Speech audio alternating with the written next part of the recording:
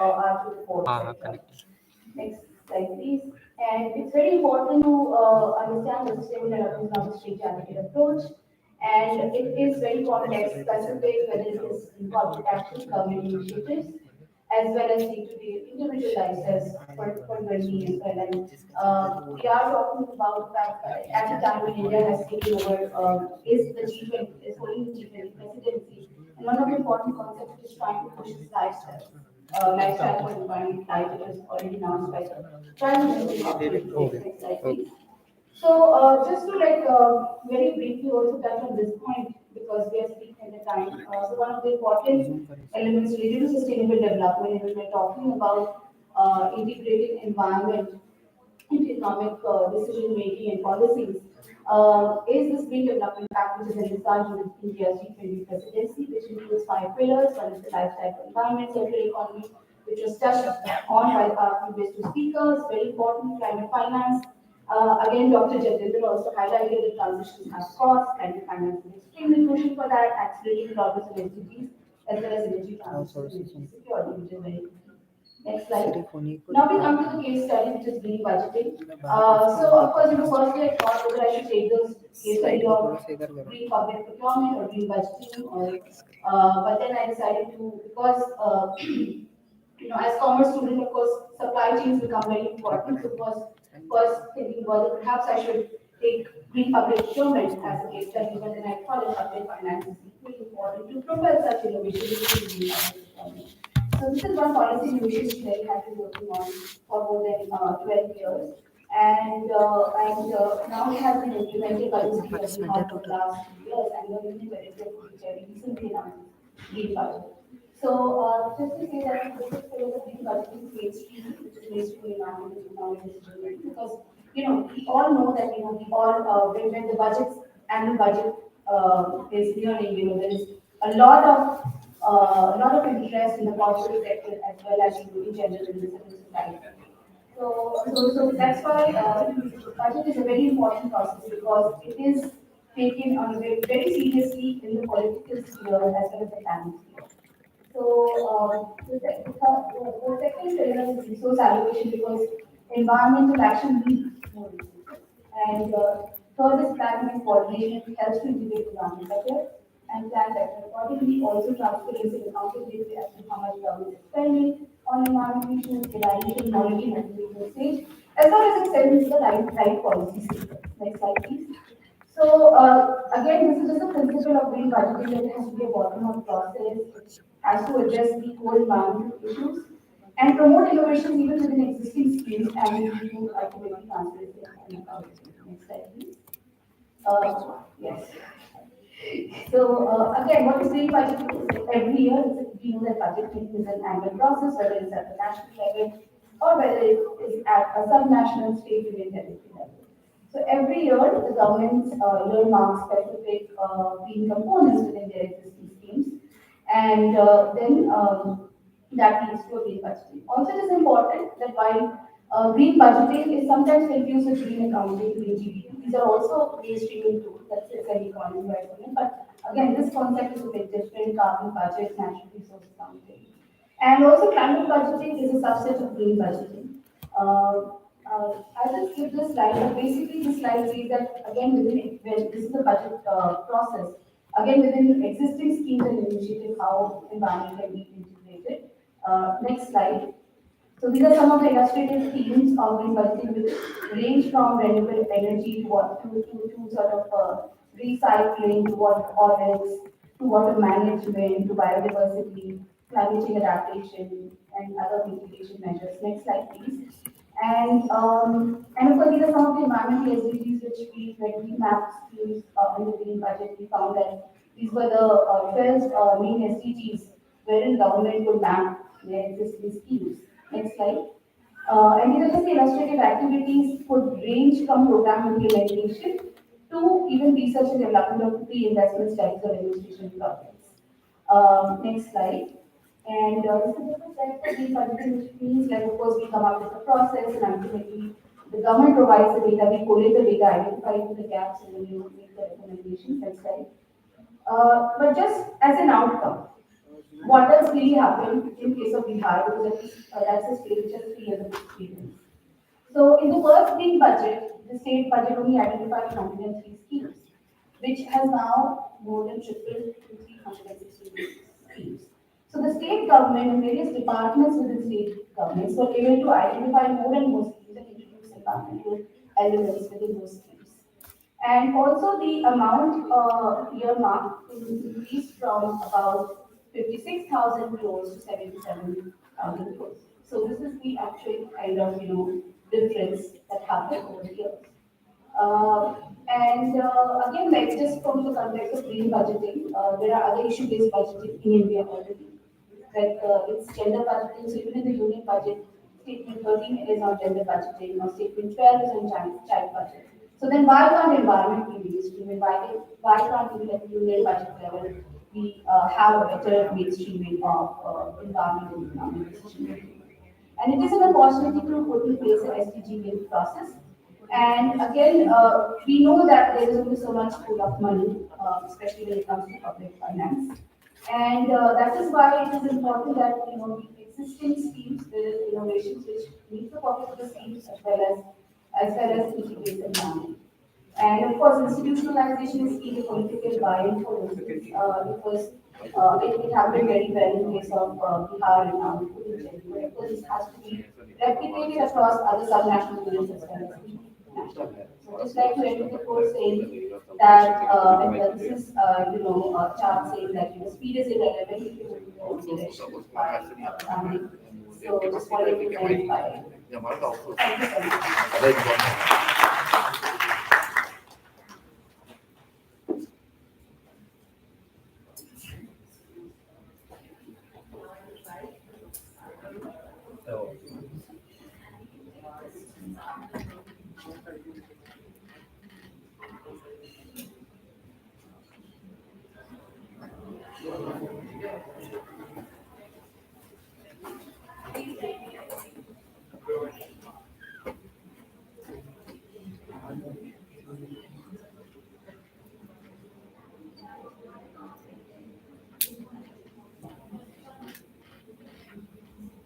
Yeah. Is that enough? Okay. So I was saying thank you for the introduction and thank you for inviting me. I'd also like to congratulate Shri Guru Gobind Singh College of Commerce for this very well put together event. This session is talking about resource efficiency and circular economy. I'd like to focus on the circular economy in water, since water is a very crucial and increasingly critical resource. Before I start, a brief introduction. Next slide, please. I'm part of the Sustainable Water Program at the Council on Energy, Environment and Water, which is a public sector policy think tank that is working across all three sectors that are mentioned here. Circular economy is a key enabler and is a cross-cutting element in all of the sectors that are driving sustainable development. We have conducted a research on the reuse of treated wastewater in India, which is what I will be presenting here. Uh, that is in terms of the market potential of the reuse of treated water across different sectors, as well as strengthening the existing governance on wastewater treatment and reuse. Next slide, please. Now, when I say wastewater, a more commonly used term would be used water or sewage that is generated from all of our homes, from industries, etc. So, if we look at the current scenario of wastewater in India, India generates over 72,000 million liters of wastewater per day. This is the number for per day. And we have the installed treatment capacity to treat about 31,000 MLDs, which is about 44%, out of which only 20,000 ml is actually treated. So only 28% of the total wastewater that is generated is actually being treated, which is less than one third of the total wastewater generated. Next slide, please. If we look at the 2021 levels and consider those as the current levels, like I said, we're at 44% treatment capacity. According to our estimates based on projected populations and sewage generation, The treatment capacity should become 50% by 2025 and 80% by 2050, which would mean that by 2050 we should be able to treat about 80% of the total wastewater that is being generated. Now, what does that really mean? Next slide, please. This would lead to a lot of various opportunities for reuse in different sectors in India. In our study, we are focusing on reuse of treated wastewater for non-potable purposes, that is water that is not meant for drinking. We have estimated based on sectoral water demand how much treated wastewater can actually be made available for reuse across different sectors such as irrigation, industries, and energy. And if you see in the graph below, agriculture or irrigation it remains the predominant sector, but industries and energy are also gradually increasing because the water demand in these sectors is gradually increasing over the years. What does this tangibly mean? If you look at the number in 2021, considering 2021 as the current level, about 8,600 million cubic meters of treated wastewater is currently available for use in the irrigation sector. This is based on current treatment capacity that already exists in the country. Next slide, please. This amount of treated wastewater is enough to irrigate about 1.38 million hectares of land. 1.8 million hectares of land is about 9 times the area of Delhi. So essentially, we can treat 9 Delhis with the amount of treated wastewater that is currently available only for the irrigation sector. Next slide, please. By 2050, this will become 26 times the area of Delhi based on projected sewage derivation and treatment capacity. Now, since we're talking about circular economy, it is important to look at the economics of reuse of treated wastewater. In our study, we have established the market potential for reuse, specifically in the irrigation sector, because that is the sector with the predominant water demand. So we are looking at what would be the economic value that can be generated from using treated wastewater for irrigation. What are the additional financial benefits or savings that can be generated from this? This could be in the form of savings from reduction in fertilizer use, reduced groundwater pumping, and electricity consumption, as well as reduced GHG emissions. Lastly, we are estimating what is the market value of the total treated wastewater that is available across all sectors in the country for non-potable purposes. Next slide, please.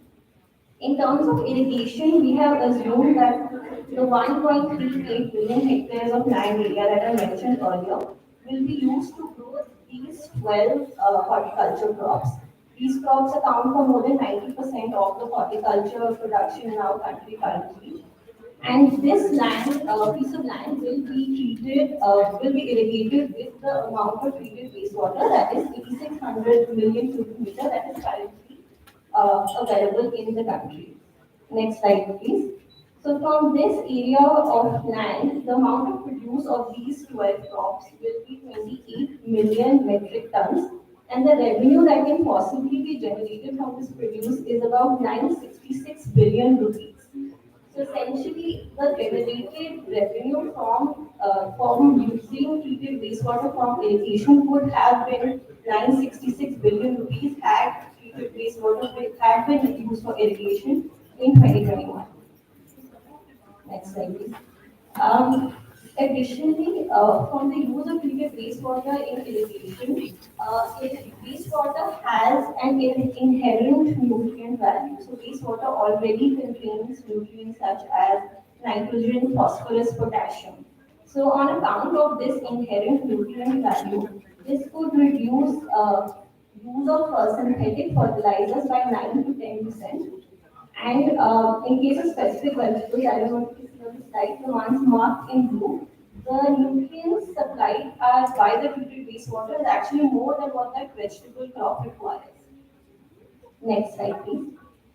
So the piece of land of 1.38 million hectares, the amount of nutrient recovery can be about 6,000 metric tons from the inherent nutrient value that wastewater contains.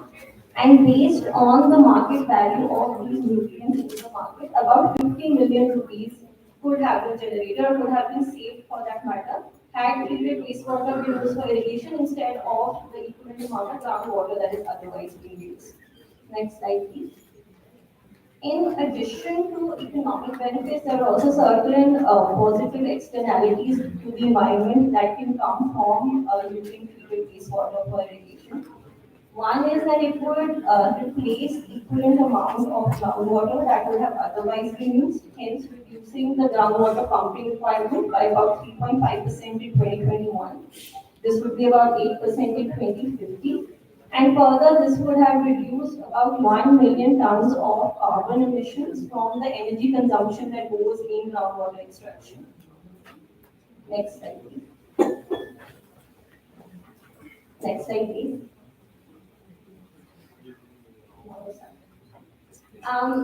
So lastly, I would like to talk about, till now I was focusing on the irrigation sector. If we look at all the non-potable reuse sectors in the country, in that table, that number is highlighted about 11,000 million cubic meters of water. If there was a market mechanism in place to actually sell this amount of wastewater to these different sectors such as industries, energy, irrigation, the amount of revenue that would have been generated would have been 630 million rupees in 2021. So what I'm really trying to get at here is that reuse of treated wastewater does not only have environmental benefits, but it's also an economically feasible model. Next slide.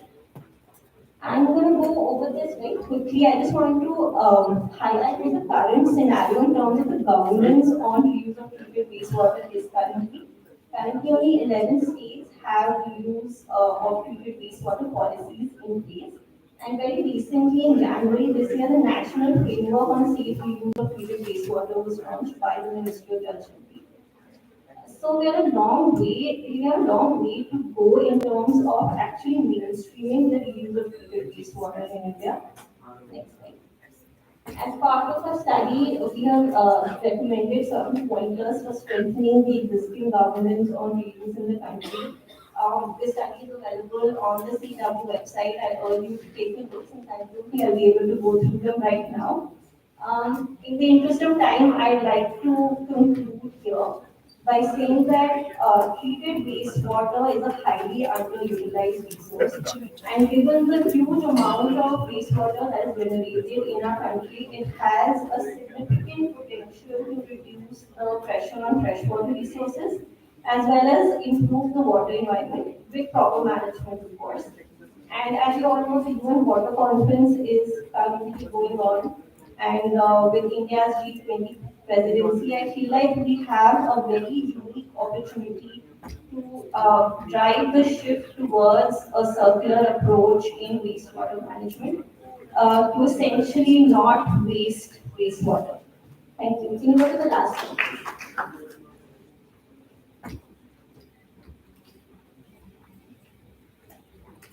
Sorry, technical issue.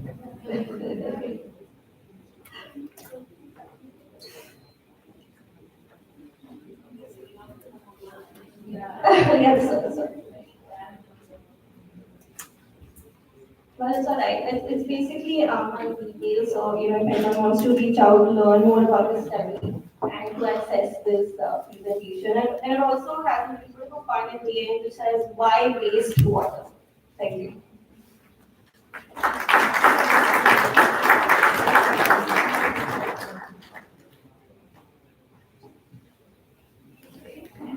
Thank you, fellow panelists, for keeping to the time limit. It was really very interesting. And now can we invite some questions? Any questions?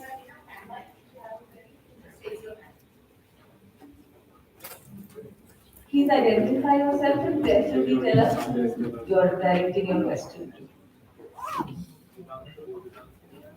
Hi everyone, my name is Gobind. I'm a student at Sri Guru Gobind College of Commerce and Industrial Technology College. I'm currently pursuing commerce honors. Assuming it's very hard. I'm very interested in research. So I just want to inquire from. So I just want to inquire from any one of you because you all have very inspirational leaders and to lead up economic research and improve the therapy. My question is actually, so when we act, when they actually take a look at sustainable development, there's always the vision that as we move on to sustainable development, there is always a lacking in economic development. Basically, there's a opportunity cost. Basically, so as we move on to on increasing sustainable development or taking more environmental actions, what is the consequences of industries or what is the exact number? If anyone of you can tell that, it would be great. And how can we, मतलब, what should be basically the exact balance between the economic development and the, you know, the sustainable development?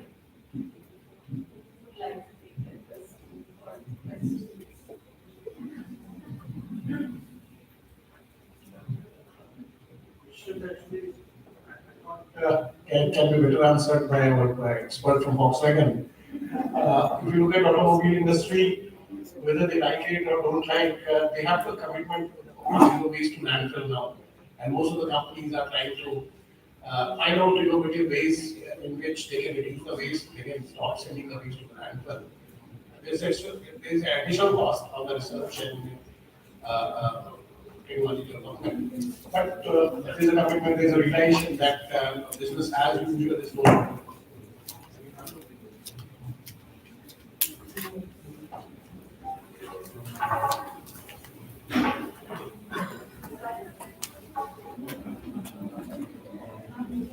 Sometimes also read it, the norms are a lot about norms. And yes, there are transition laws need to be it is good to be on time period for us to make for our business stakeholders to the industries. To move to new practices,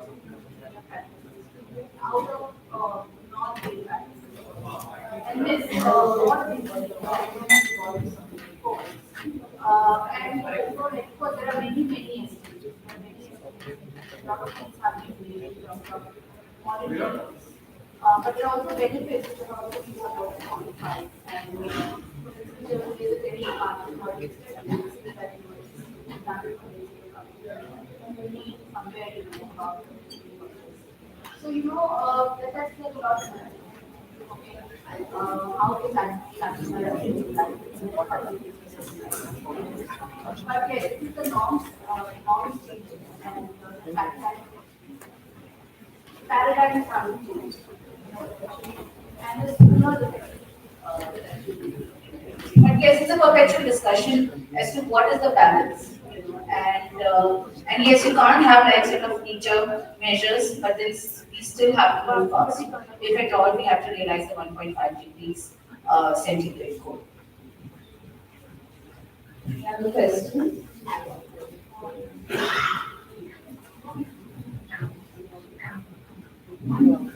I would have two questions, maybe to Ms. Gupta, in general, everyone of you. So, hearing what you have said about, so to say, the economical potential in the treated water. So, is the Indian government, or let's say the municipality, is thinking about, let me say, the why the Europe has gone on maybe United States. This is, so to say, this negative permits, yes, so like for the carbon. So now you have to really pay a lot of the fee as an industry for the carbon emission, which is, so to say, kind of motivating us to invest into the technologies which doesn't exist, because simply the savings coming of using the treated water and the water is very expensive resource. So let's say the circular economy in the water production for the industries, it is really low-hanging fruit. As well, for example, as a pressurized area. So the question is very simple. Are there the thoughts to use, so to say, the negative support by the permits for really clean water against the treated water? Motivating the industries to start using the treated water.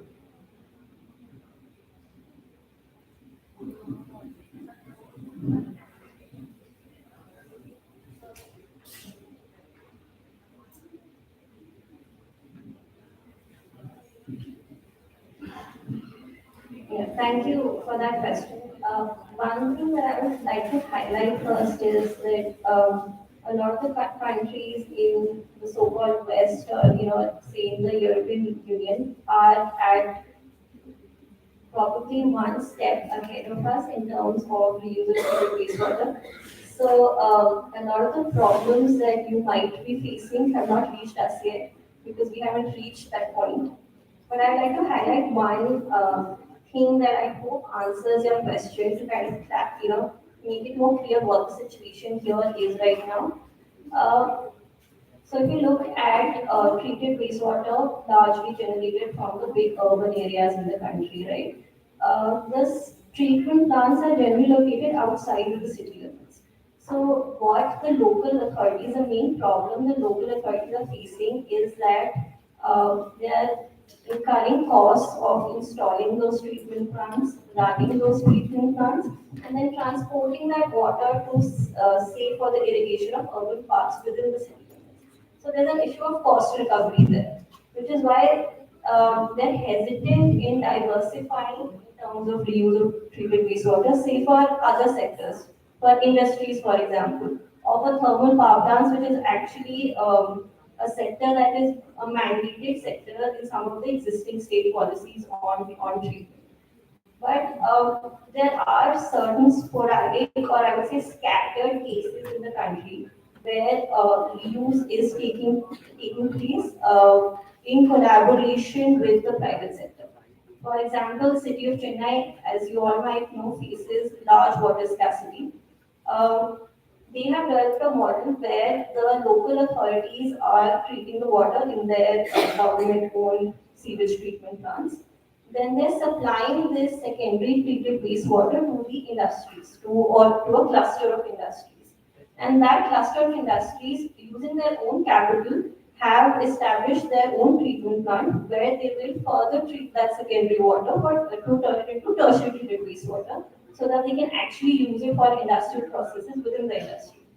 Plus, the manure or the biosolids that's left out of the secondary treated wastewater, the local authorities actually selling it to farmers, etc., to create more revenue. The idea here is why would the industry, you need an in, right? Why would I do anything if it's not beneficial for me? If there's no money for me, why would I do anything? So the industries are actually receiving this secondary treated wastewater at a lower cost than the industrial tariff that they were paying earlier for water. So it's a win-win situation. Of course, there is an initial cost, but eventually, on the whole, it will be beneficial for both government authorities as well as the private sector in this case. So that's where we are at, where we have scattered treatment policies in place in certain sectors. We have a national framework that was very recently launched, and we have these small projects in some cities in the country that are actually reusing treated wastewater. But on the larger front, I don't think we have reached a level where we will, have issues. For example, we're not going to have issues of figuring out what the cost recovery model is until we reach that point where there is a public-private partnership model. Once that is in place, then we'll figure out, okay, these are the issues and how do we, solve them.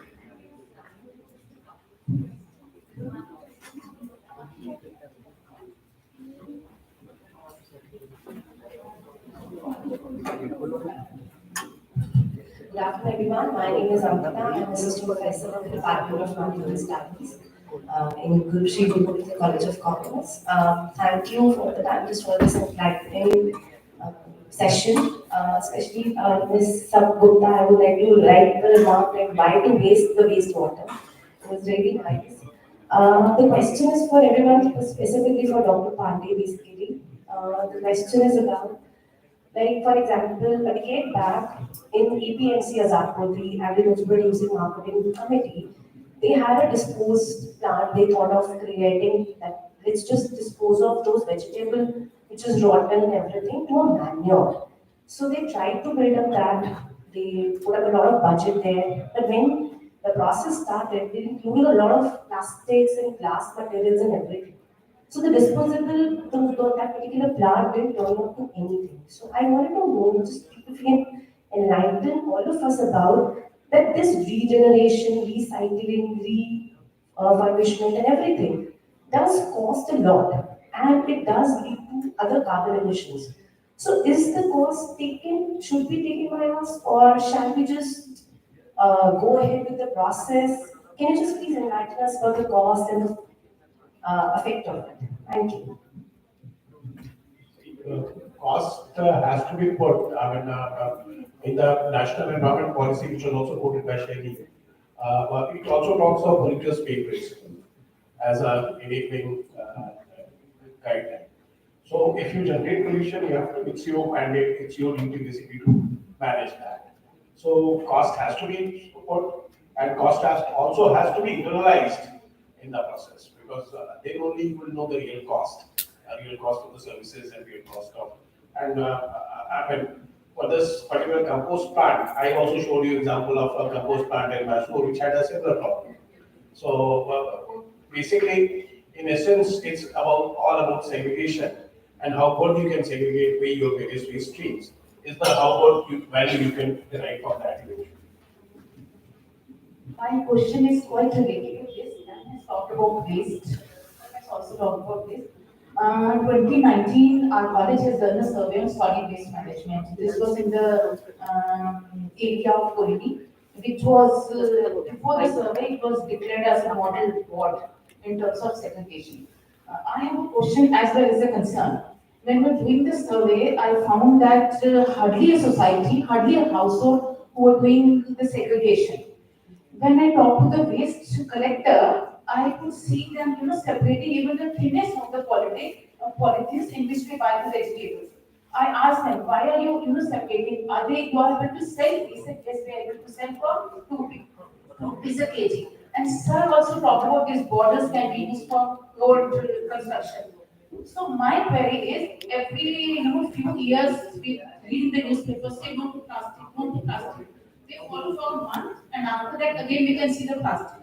Okay. So instead of advertising no to plastic, if that can be resold and the waste collector is collecting them, why don't we advertise for the segregation? Like the segregation is more important than saying no to plastic. Even 1990s, if I recall, Sheila Dixit had started this, but it was never followed for a month only. It has never been followed. So why don't we go to segregation rather than saying no to plastic? Thank you so much. Yeah, I agree with you.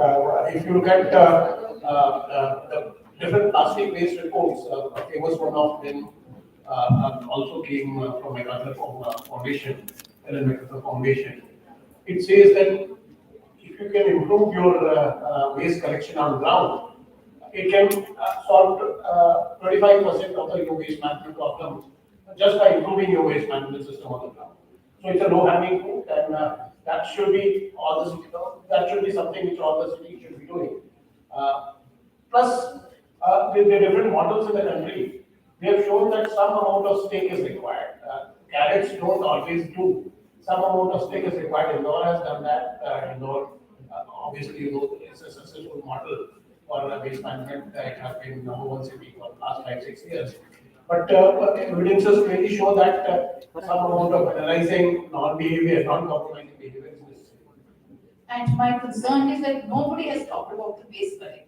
Look at the problems they are facing and look at the earnings they are getting. Hardly. I just like to add something to what Gobind said. I agree with you that the stick approach is also required. There has to be some accountability. There has to be a different penalty or any other kind of incentives. And the other important thing is make sure that there are alternatives. You want to go away with single-use plastic bags. There have to be cheaper, easily accessible alternatives for people. Just by imposing a ban, nothing works. Been seen several times. So there are lots of aspects, and what we need is more consolidated approach. It's not just worry about plastic recycling. It's not need that. It has to be. We need to have this multi-pronged attack model. Right. So with that, I will talk to the viewer who can ask. So we come to an end of a very interesting, thought-provoking and inspiring first technical session. I take this opportunity to extend a very hearty vote of thanks to our honorable speakers, Dr. Singh, Dr. Shaini Kedia, and Ms. Sai Gupta, who blessed us with their valuable time and gave us such wonderful insights into the thought-provoking aspects of sustainability, environment, and economy. Special thanks to Professor Yamini Gupta for moderating this session, taking out a special time for us, and summing up the concepts and the takeaways so beautifully. It has indeed been a pleasure to get further wisdom from all of you, sir. I am sure it is now for our young, dynamic, and knowledgeable youth to build sustainable, peaceful society and maintain ecosystem also. Thank you all once again. Thank you to the patient participants, audience. Now I request all of you to join us for a very quick lunch since we are already getting late. My request is please come back after 30 minutes. Thank you so much.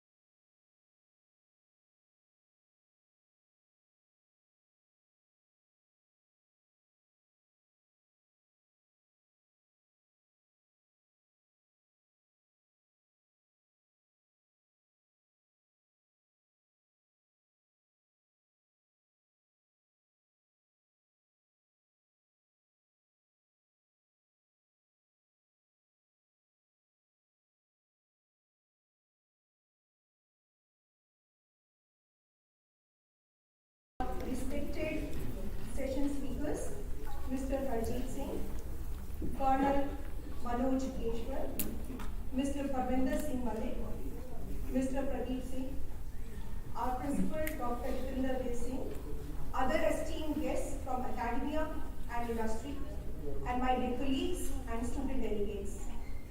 I welcome you all once again to our 6th Biennial International Convention, Vimarsh 2023. The theme of the technical session 2 is Sustainability in Action. In the preceding two sessions, eminent personalities from academia, corporate houses, policy institutions have enlightened us with their views and shared their experiences regarding the concept and our progress towards sustainability and inclusivity when we are on the path of growth. Ladies and gentlemen, I think now the time has come when we want to focus on real action. So we have real action heroes and we should appreciate their efforts in this direction. Evidence does not require proof. प्रत्यक्ष को प्रमाण की जरूरत है. Their work speaks about their volume. So please join me in welcoming our esteemed speakers of this session. I request Dr. Naveen Dua and Dr. Harpreet Kaur to felicitate Mr. Harjeet Singh with a planter and a shawl.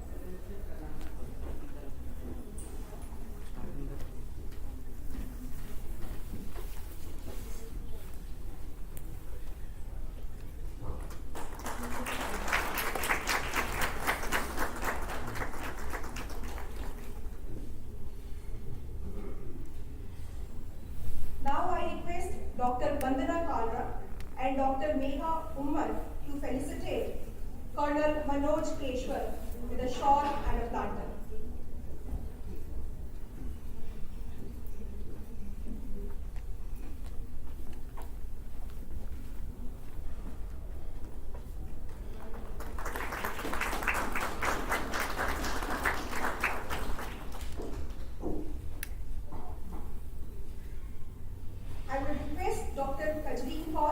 And Dr. Meenu Chopra to welcome Mr. Parvinder Singh with a shawl and a planter.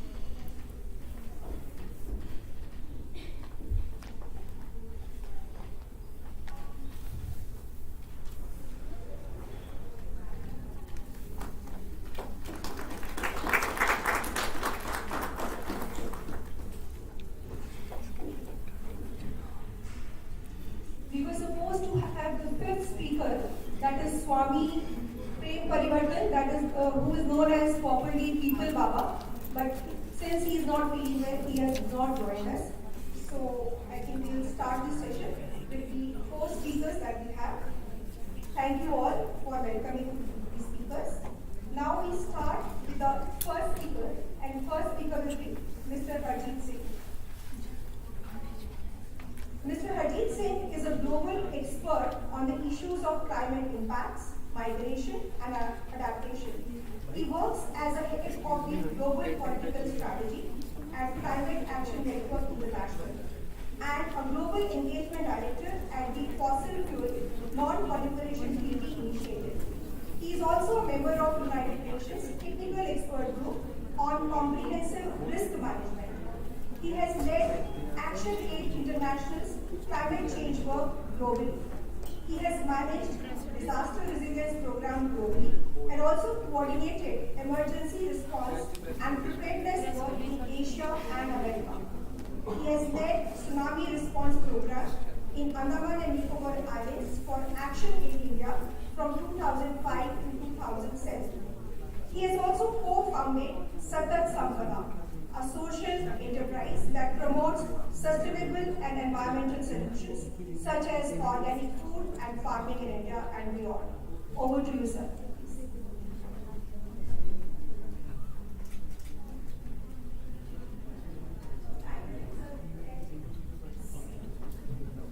Good afternoon. Thank you very much, ma'am, and Dr. Kasli, Dr. Lee, and Sri Gobind Singh College of Commerce for having me here and with such an august panel. I've been asked to share about my journey and the work I'm doing. I don't know if I would qualify as a hero, but just to share some of the humble efforts that I have been making in the field of environment and climate change. So currently, as ma'am said, I'm working with Climate Action Network, which is working in more than 130 countries, and it's a network, so we have about 2,000 members. And I'm also associated with the Fossil Fuel Non-Proliferation Treaty Initiative. We are a partner, and through my own organization, Satat Sampada, which I'll speak briefly about. So just to give you a bit of background, I also come from a management background and marketing, but somehow I got more interested in the social sector, so I did not spend my time in the corporate sector. And my first role was to be in the forests of Gujarat, where it was a biodiversity project, and that's how I got to learn a little bit about environmental issues. And then I got into fundraising for small organizations. You must have heard about Give India, which is now a platform that raises funds for organizations online. So I was part of the team that launched the initiative. So I was there for about 2 years, and then I joined Action Aid, which is an international development organization, and I was there for almost 2 decades. And now, as I said, with Climate Action Network. And I got the opportunity to work at the grassroots level with communities, and also now engaging at the global level. So my journey, I would not call it a very deliberate journey, whatever I've done so far, but one thing led to the other. When I was with Action Aid, working very closely with the communities, and particularly on disaster management issues, I was responding to various disasters. I was based in Lucknow as part of Lucknow Regional Office, and that's when tsunami hit India in 2004. And because I was part of the emergency response team, I volunteered to go there, and then there was an opportunity to lead the program in Andaman Nicobar Islands. As you know, Andaman Nicobar Islands were battered by tsunami, and there was massive devastation. Without even knowing where I was going, and we all know what we call Andaman Nicobar Islands as Talapani. So my family was really worried. So where I'm going and so far, but I thought that was a good opportunity for me to contribute and be part of the relief and rehabilitation efforts. And I lived there for 2.5 years. And I must say that was kind of a turning point of my life, where when you do rebuilding efforts, starting from scratch, working with communities, and particularly the islands, which I find its own, a civilization in its own way, you know that there are 6 tribes, what we call as primitive tribes. I would not call them primitive, but that's how they're defined, indigenous communities. And there's so much to learn. I don't have time to get into stories, but I think what I learned from them, from these communities, and my experience has stayed with me and will stay with me forever. And because I was part of looking at disasters, and when we realized that the weather-related events were increasing, and that's how I got interested in the issue of climate change. And if you look at the data now, 90% of disasters are climate-related or weather-related. So for us, it was really important to look at the issues of climate change, because whatever development that you are doing is getting eroded by these climate change impacts. Be it extreme weather events or floods and cyclones, or now slow onset events, which kind of are a new phenomenon. Sea levels are rising, glaciers are melting, we see the pace of desertification increasing, oceans are turning a lot more acidic. And that kind of issue which I really got more interested into, and I joined ActionAid international team then and started working on those issues. And more I started working on it, I realized how it was an issue of inequality and injustice. I'm sure you've heard about climate change, and as students and teachers who are involved in this issue. And this is an international conference and convention, so we need to be talking about the issue of climate change. And it's important because what we are facing right now in India or most of the developing countries, the impacts of climate change is not because of our own doing. We must recognize that a bunch of countries and corporations are responsible for the crisis. So we need to look at the root cause of this climate emergency that we are facing.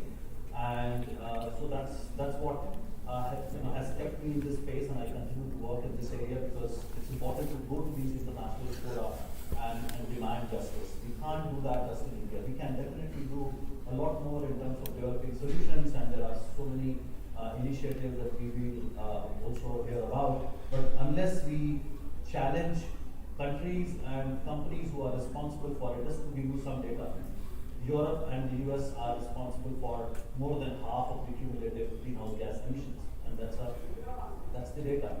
100 companies are responsible for more than 70% of emissions. So when I'm saying inequality exists, and there is data that proves that reality. So for years we fought for it, and we demanded justice, and very closely engaged with the international policy making process. And after a lot of fights, we finally got a Paris Agreement in 2015. If you look at the agreement, it's a good agreement because 200 nations got together in terms of direction, where we are heading, it's the right direction. But what concerns me and a lot of climate activists and practitioners the most is the speed at which we are moving in this direction. So we agreed that we are going to reduce our emissions. We agreed that we are going to be adapting to climate impacts and even helping people who are facing climate impacts now. So I've also been very engaged in the process of demanding an action to address loss and damage, which means climate impacts that people are facing right now. So we can't just now talk about reducing emissions, what we call mitigation or adaptation, which is about preparing for climate impacts. But what about the disasters that are happening? We are seeing so many disasters in India. We saw horrific pictures coming from Pakistan and Nigeria, and many more disasters. Sea levels are rising. I have been to Sundarbans and see how communities are facing a lot more intense cyclones these days. So impacts are already happening. We are not talking about something in the future. So that's how those 3 pillars where I have been engaged. But when I returned from Paris, if you look at from our campaigning point, we actually got a lot of elements in Paris Agreement. Originally, there was no plan, and rich countries in particular were pushing back that the Paris Agreement should only be about mitigation and finance, not even finance actually, but mitigation, because that's what they were most concerned about. Putting pressure on India and China and big countries to reduce their emissions. But for us, people who are facing climate impact, it was important to also talk about adaptation. So we got it. But as I said, when I returned, we were a lot frustrated that we hadn't got what we really wanted in terms of urgency. And my wife has been working with urban poor for 2 decades, and we were just reflecting on where we are in the world. And of course, the international policy making takes not years but decades. So you have to be very patient. But climate change doesn't allow you to be patient. It's hitting you now. And you find that you can only do so much in terms of changing policies. Of course, we are trying to put a lot of pressure. And that's what led to, and as I said, my wife working with urban poor and realizing that even after having so many wins in terms of government recognizing homeless people and opening shelters and providing social safety nets, but the exodus that we are seeing in India, where there's an agrarian crisis, so much of migration happening, our policies are skewed because we still call cities or urban centers as the engine of growth. And so it's a deliberate model to attract labor to cities, and we have not invested sufficiently in rural areas. So how much we can do? So we thought a lot about it, and we said, while the policy work can continue, can we start something which is a little more tangible, and also for a selfish reason to feel contented that we're also involved with solutions and not just going to these international meetings or governments and talking about all the issues, because things move really slow. And then we started this initiative called 6th Sampada, which is a social enterprise. And we went to farmers because both of us have been working with communities. And we talked to farmers, they said yes, they would like to do farming which is not detrimental to climate change, and of course we wanted to create jobs. So then we thought of doing organic farming, or you call it natural farming, or regenerative farming, whatever we define. And it's not that because it's a fad and we want to do, or we also want to do organic farming.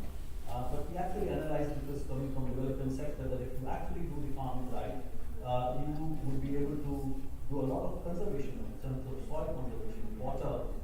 You're not using chemicals, so you're protecting the environment. And organic farming requires more manual work, which means you can create more jobs, you can get a better price, which means incomes can be increased. It's good, and climate, the organic farming is also climate resilient. It is also good for people's health. So we looked at that North Star, and we looked at those solutions that it can offer, one little thing or one initiative. So that's how we decided to start doing organic farming, work with farmers who have been practicing, and started doing training. But then we realized unless we provide them market linkage, it's not going to work. Because many farmers tried in the past, but because they were not getting good price, because the cost goes up. So even if you are not putting chemical fertilizers, the reality is that manual labor requires. So you can't put herbicides, you have to do it manually, which requires labor. And to keep that commitment, we thought we need to be starting some market initiative. And then we set up this e-commerce. First we started with shops and realized that the world is moving towards more e-commerce. So we set up this Eat Right basket, which is live for several years now. You can check eatrightbasket.com. And then we started working with farmers so that we can create this platform. And one thing that we were very clear that we are going to keep the prices low. Of course, you can't keep it at the same rate as market, because you can't just meet the cost, but still keeping it at the level that at least middle class can afford. And that's how we started, and now we have hundreds of products there on the website, and we are providing it to people not only in Delhi and Noida and entire NCR, but also supplying all over India, not vegetables and fruits, but other products. The change that we see with our initiative, because we started in Itawa, where people are a bit laid back, they were challenging us, they thought it's not going to work.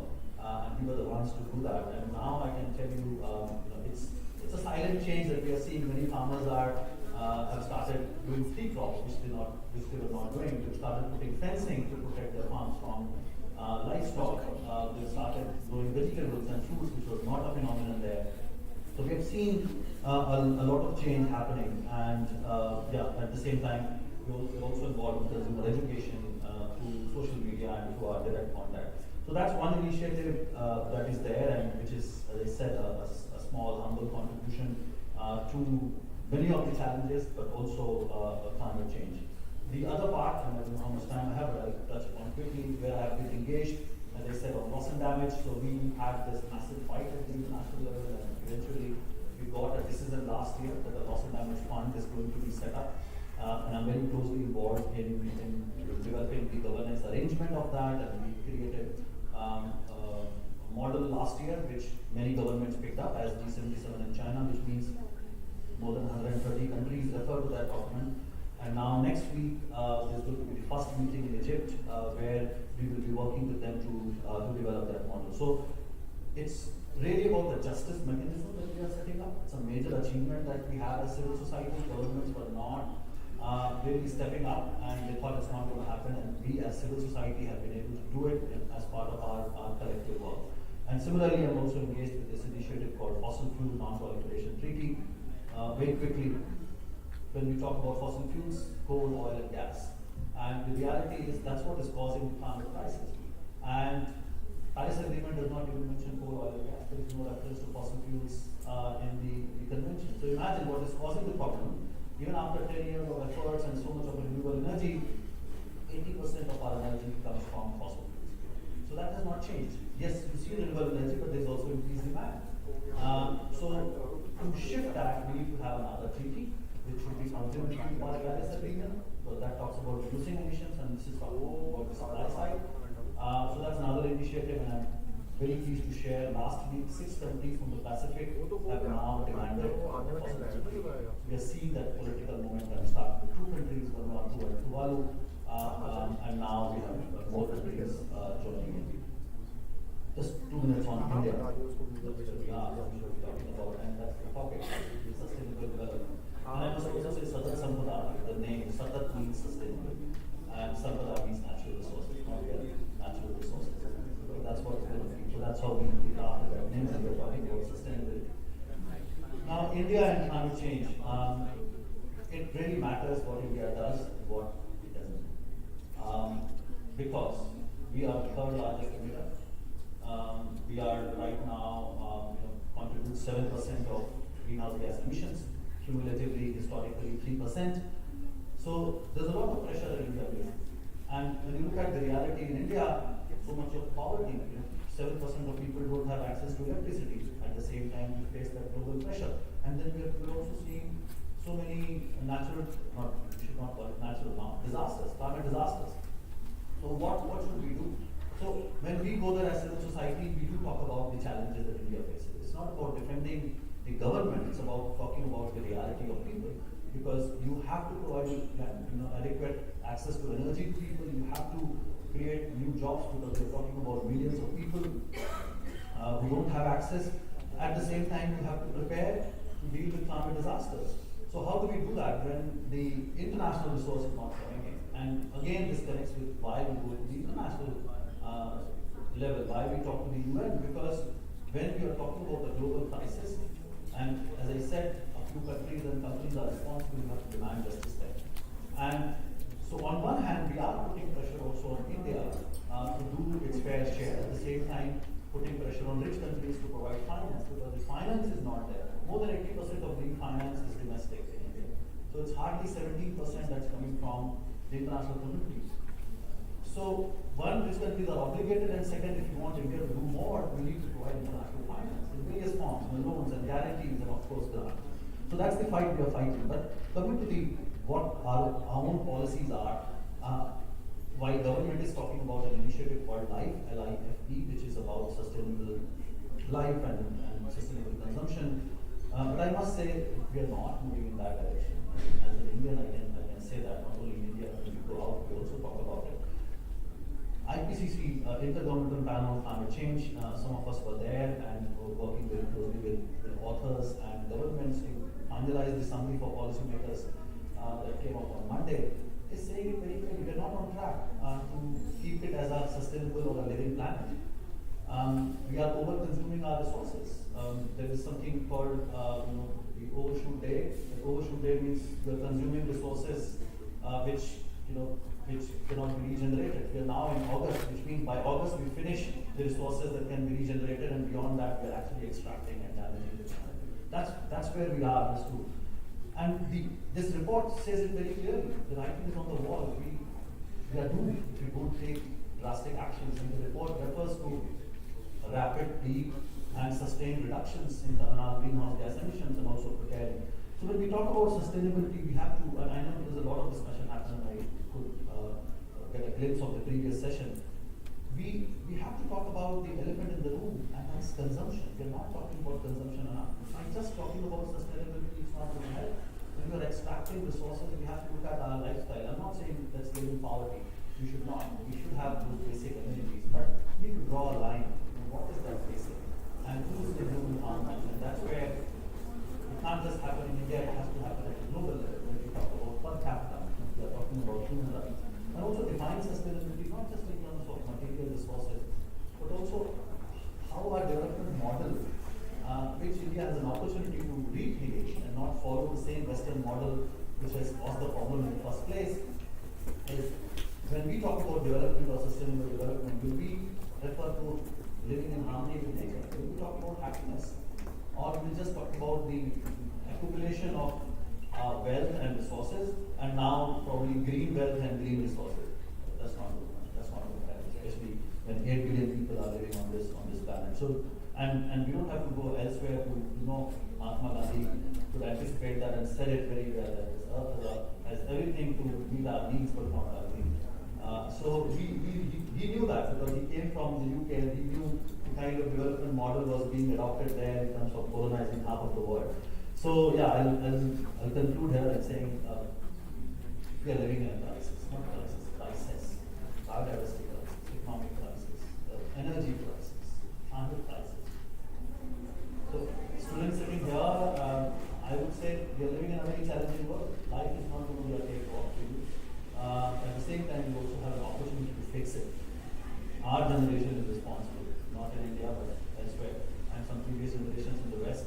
But you have to feel the pain, and the future generations are going to be facing this crisis. But you can bend this curve. You can actually bring about the change by working on solutions and not following the same model of consumption. Yes, earning is important, but we need to really reflect, and especially where we are facing multiple crises, we have to contribute. And I know some people get scared when we talk about degrowth, because all governments are talking about growth, but we have to start talking about degrowth, starting in the West, in rich countries, and in our country and developing countries, we should talk about decentralized growth, because this urban focused development model is flawed.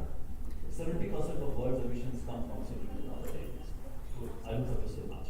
So we have to really fix it, and we need research, we need intelligence from universities, and of course, all of us can contribute to make it and keep it sustainable and living planet. Thank you very much.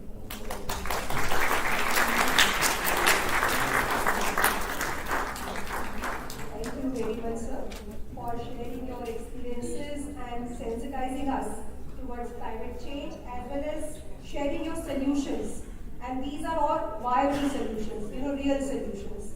So I think kudos to Climate Action Aid International for doing such a wonderful work.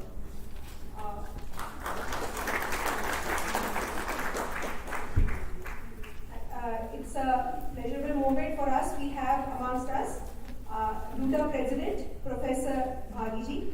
So I would request him to join us on the stage, and we would like to felicitate him.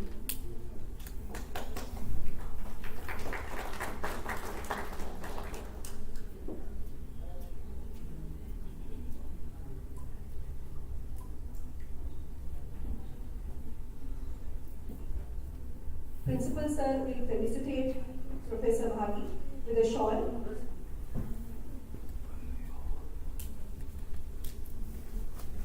It's an honor to have you here. And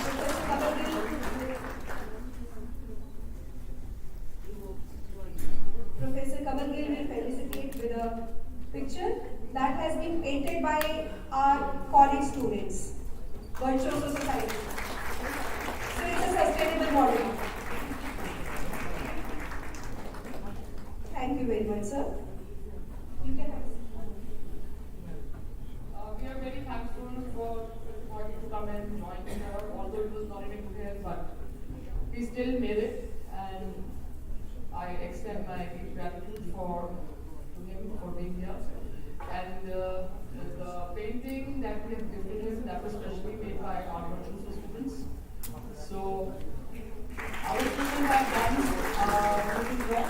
So we have the 4 paintings lined up with us, and we have these paintings for the special guest. So Professor Bhagi is a special guest.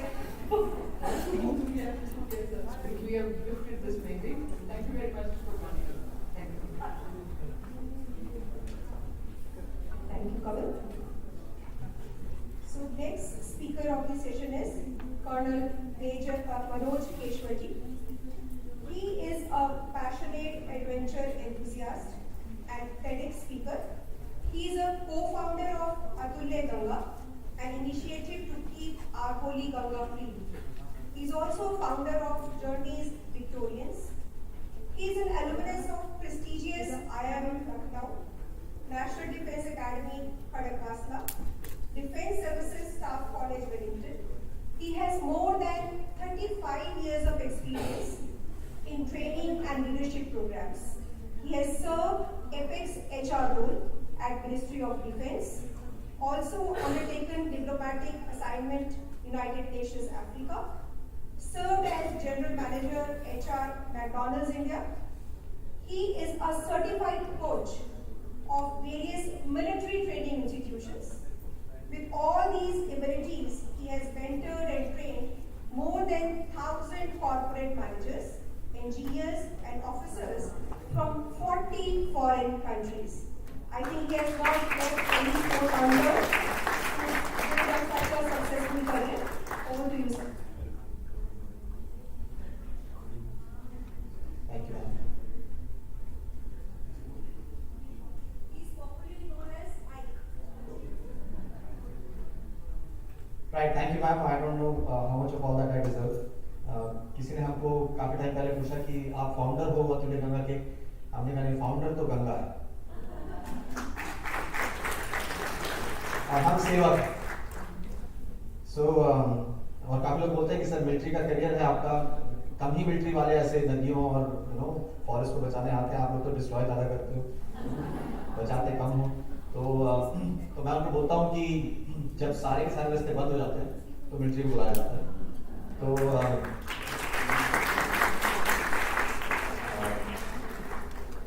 हमारी जो organisation है, गंगा माँ की जो organisation है अतुल्य गंगा के नाम से, it's a veterans organisation. All these military men who are in their late 50s, late 60s, late 70s, early 80s, these are the people who have come out of their retirement and have decided to spend rest of their lives, किसी के 5 साल बचे, किसी के 10, किसी के 15, किसी के 20, किसी के 3, किसी के तो oldest amongst us is about 83 years young, and he has said that as long as I live, I will serve the cause of saving the rivers for our future generation.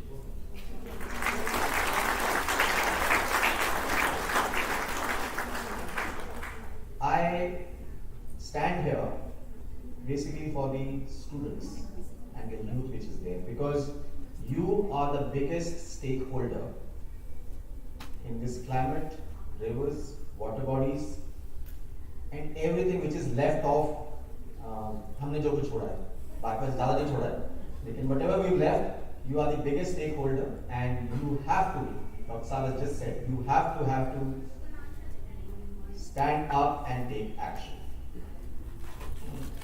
A very famous saying है कि everybody talks of weather, but nobody does anything about it. So we're talking a lot,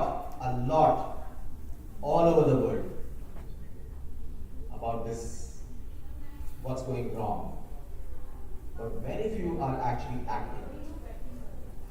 I want to ask anybody here who feels India is actually on a path to sustainable and inclusive growth, जो सोचता है कि ये statement सच है, वो हाथ खड़ा करें। आधा हाथ खड़ा करें।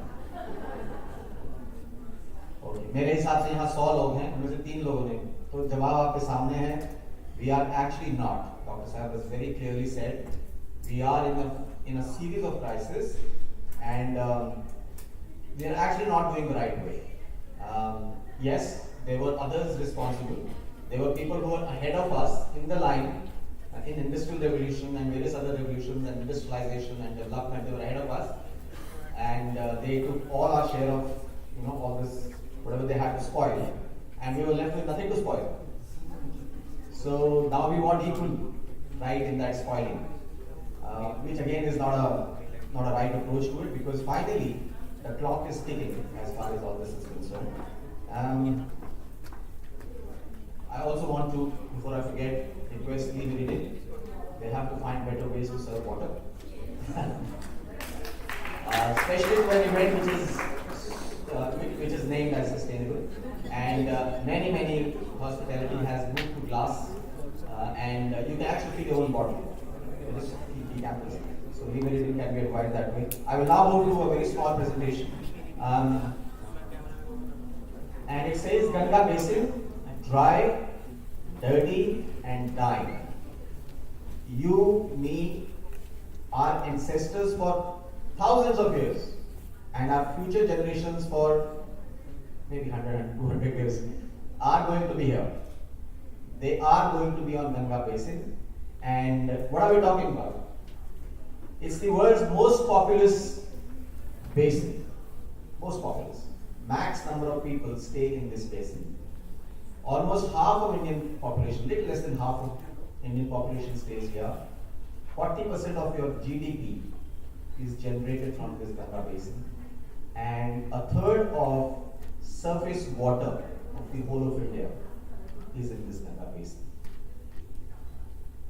Oh, this is fearsome. A whole lot of generals have joined hands to raise this organization and demand action from the grassroots level, because this will not get solved unless each one of us synergizes our effort with the people who have power and money and the people who have will, and we who will be most affected. We have all to get together, synergize, and हमारा एक नारा है सबका साथ हो और नदियां साथ. So for 3 years, अच्छा मेरा एक दूसरा काम है एडवेंचर का, and I ride motorcycle around the world. So one of my trips was I started riding from Delhi and I went to London. So that was about 19 countries and 53 days of continuous riding. And in that I must have crossed about 50 rivers. Amongst them, the worst rivers were of the Ganga Basin. Worst. So that's where we are as far as rivers is concerned. So this was in 2018, and 2019 we came back, and some of us military men who had no more to go back to military, we said let's serve the nation by raising an organization which will do action for this. And then we started as a military man, our first duty, we always do, कोई भी action हमको मिलता है, कोई काम मिलता है, हम पहले रेडी करते हैं कि पहले इसको समझें ये काम क्या है. अभी तक तो वेपन चला रहे हो आप. Now you have come to rivers. Now what's rivers? What's happening to them? Why are they in a state which they are? So we started for last 3 years, 260 days. We have either walked or cycled Ganga and Yamuna and its other rivers. We know now Ganga river like the back of my hand, and we know Yamuna also like the back of our hand. We have measured pollution by our own resources, not by the government resources. By our own resources, we have measured pollution, so we know कि हमारी माँ को बुखार कहाँ कितना है. Even that we know. So now we are ready. So 2021 we walked 5,530 kilometers, 190 days on both ends of Ganga. 7 महीने Covid समय में हम गंगा ही चलते रहे. We spoke to children, we planted trees, we measured pollution, and we started understanding the river. In 22 we did a Ganga cyclothon. Again, we went and measured pollution, so we have a data from year on year. कहाँ कितना खराब हुआ है, कहाँ कितना अच्छा हुआ है. और दुख की बात यह है कि कुछ भी अच्छा नहीं हुआ. एक दो चीजें खराब ही हुई. 2023 we did Yamuna, and Yamuna is dead here in Delhi. You know it. I mean, you know it. Your parents also know it, and our children also know it. And nothing's happening. And a lot of people make a lot of promises. Mrs. Bharti, Miss Bharti used to be a minister of water sources. She was in charge of Namami Gange ek baar, Uma Bharti. So when she became a minister in water sources, she said कि अगर एक साल में गंगा साफ नहीं हुई तो मैं जल समाधि दे दूँगी. आपने सुना ये बात? गंगा भी वही है और उमा भारती जी वही है. कुछ फर्क नहीं पड़ा. अभी 2 दिन पहले ही केजरीवाल साहब ने बताया कि हम सब इकट्ठे डुबकी लगाएंगे. अभी डुबकी तो लगाएंगे, लेकिन नदी साफ होगी कि नहीं? Yamuna. What I'm saying is a lot of promises are being made, but children and youth, you must see through all this. This action is very, very large for one single party to do anything. This will require a demand from the grassroots. As a poll plan, we will not elect you till the time you clean these rivers or rejuvenate these rivers. Well, that's a strong statement, especially from a village man. Okay. We measured pollution, yes, and we also developed just a pH value होती, we developed our water quality index, on a scale of 1 to 5. And now we can find out at what place, how much is the fever? Is it 1, 2, 3, 4, or 5? I don't know if you saw 26 January, we got showcased in the RD parade as a most responsible way to spend your retirement years is to fight for the natural resources for your future generation. Now coming to this water development report of UNESCO of this year, it clearly says that 1/3 of the people have less or scarce water in the world, and by 2050 it's going to be half of the world population which will be having scarce. And in that, the most affected is going to be India.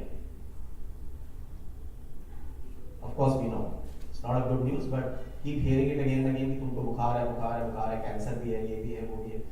At least make some people wake up. But that's the report. India is really going to be in a very high water crisis. And what's going wrong? Let's start from the glaciers. That's where the water cycle starts. Your glaciers, Himalayas is called the third pole. You know that? North pole, south pole, and third pole. Third pole is Himalayas. And Himalayas has got most glaciers which feed to the rivers on all the sides, from the Chinese side, Pakistan side, and the India side. Amongst that, the fastest receding glacier is the Gangotri and Yamunotri, which directly feed the Ganga basin, the place where we sit. The second big thing we did was, everybody did this, we built dams. Now, when you build dam, you kill the river. Not only you kill the river, you kill the whole ecosystem in the riparian states or downstream of the river. And while it must have been a good thing, say maybe 50, 60, 80 years back, but today you have alternate means of generating energy. They are no more required. In Europe and America, breaking of dams, hundreds of dams every year is happening. Because most of these dams have outlived their lives and nobody is thinking of reconstructing more dams. Let the water flow. And wherever these rivers are flowing, you'll be surprised to know the floodplains have got filled up, the species have come back, the fishes which had gone away have been rejuvenated. If you leave it to itself, the nature has power to rejuvenate itself. You take the case of the ozone layer. We stopped interfering, it came back. You take COVID times, you stop interfering with rivers, well, they start looking clean. So all you need to do is interfere less and less, as less as you can, with these natural resources. So we built 900 dams and barrages in the Ganga basin. 900. That's tremendous. Ganga and Yamuna, is amongst the world's top 10 polluted rivers. World's top 10. And that's the amount of water. That's a picture from one of my walks. On your foot you can cross Ganga. So that's a picture where people. So there is no water. Ganga जल जो है वो कानपुर में खत्म हो जाता है. अगर आप सोचो कि आप प्रयागराज में या वाराणसी में गंगा जल में स्नान कर रहे हैं, एक्चुअली आप नहीं कर रहे हैं, वहाँ कोई गंगा जल नहीं पहुँचता है. ये चंबल का पानी है और ये हमें शुक्रगुजार होना चाहिए डाकुओं का कि they did not allow any development to happen in the Chambal basin, so the river remained clean. तो ये जो यमुना आप यहाँ गला घोट के दिल्ली में मार देते हो, फिर उसके बाद बची हुई मथुरा में मार देते हो, फिर आगरा में मार देते हो, तो चंबल के डाकू उसको फिर से जिंदा कर देते हैं. When Chambal river joins with the Yamuna, it rejuvenates, and then it moves down. Ken will also come in and rejuvenate, and then move to Yamuna, full Yamuna, meets the very, very thin Ganga in Prayagraj to become Ganga. And then this Chambal emboldened, Yamuna emboldened Ganga reaches Varanasi, जहाँ पूरी दुनिया के लोग आते हैं to do Ganga Snan. So you're actually not doing Ganga Snan, you're doing Chambal Snan. You know? So that's how we've killed. Wazirabad के बाद Yamuna और कानपुर के बाद Ganga. We killed them. There is no water. Flood plains में पानी नहीं है, नदियों में पानी नहीं है. Now comes the water deficit.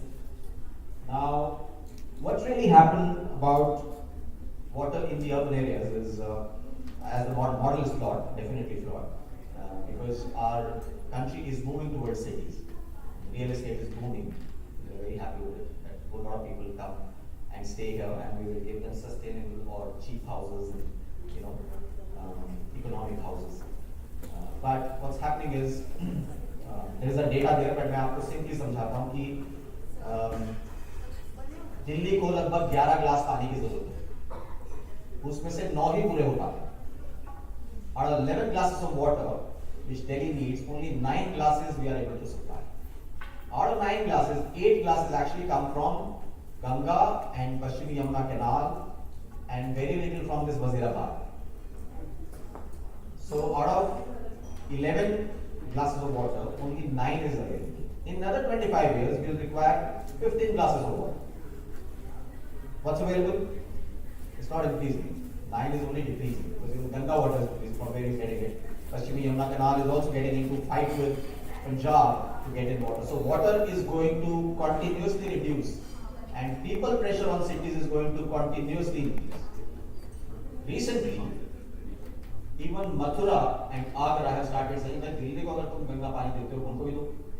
So now pipelines have been laid to bring in Ganga water to Agra and Mathura also. So all three big cities, which were pretty big in their own times, Agra was the capital of Mughal Empire, and they thought that very large Yamuna is there and it will never dry up.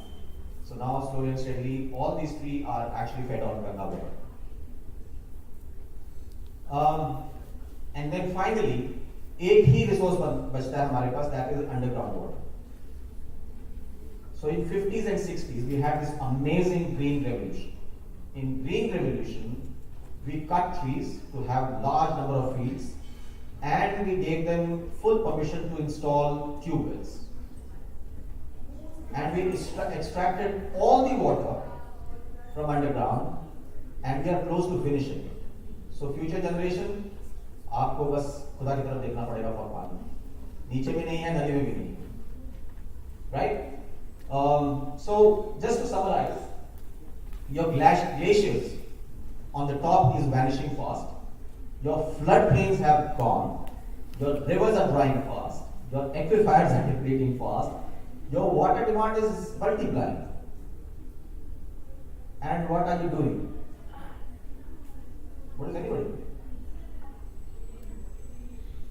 Okay. Now those are the opening remarks of the UN Secretary General just a few days back, and I want to read. We have broken the water cycle, we have destroyed the ecosystems, and we have contaminated the groundwater. Opening comments. हम जब गंगा पे चल रहे थे, we went to a district called Bhojpur. Now Bhojpur is the cancer capital of India. In Bhojpur, there is arsenic poisoning in the water because हमने पानी इतना नीचे से निकालना शुरू कर दिया है कि नीचे की जो arsenic layer है, that's coming into people's water, and prolonged usage of this water is causing cancer. So all women who want to be married to Bhojpur district men actually are refusing marriage, or after marriage they're running back to their parents to bear children. After they conceive, they go back to their parents and they never come back. I mean, this is one of the things about contaminated water. Even if you have water and it's contaminated, it's bad. Okay, let's start measuring. What do? When your mom has fever, what do? Thermometer निकाल के कम से कम बुखार तो नापना शुरू करो. बुखार है, 99 है, 100 है, 104 है, 108 है, क्या बुखार है?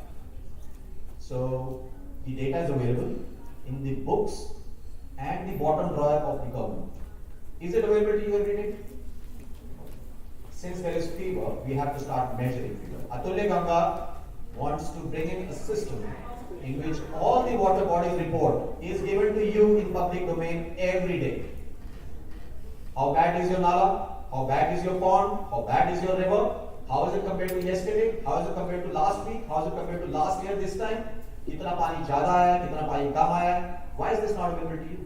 आप ये देखिए PM 2.5 और PM 10 जिस दिन beyond 200, 300 हो जाता है, High Court starts asking questions to the government of Delhi. Do you ask such questions for water? You don't, and that's because you don't know. On your mobile app, there is no measurement of the water.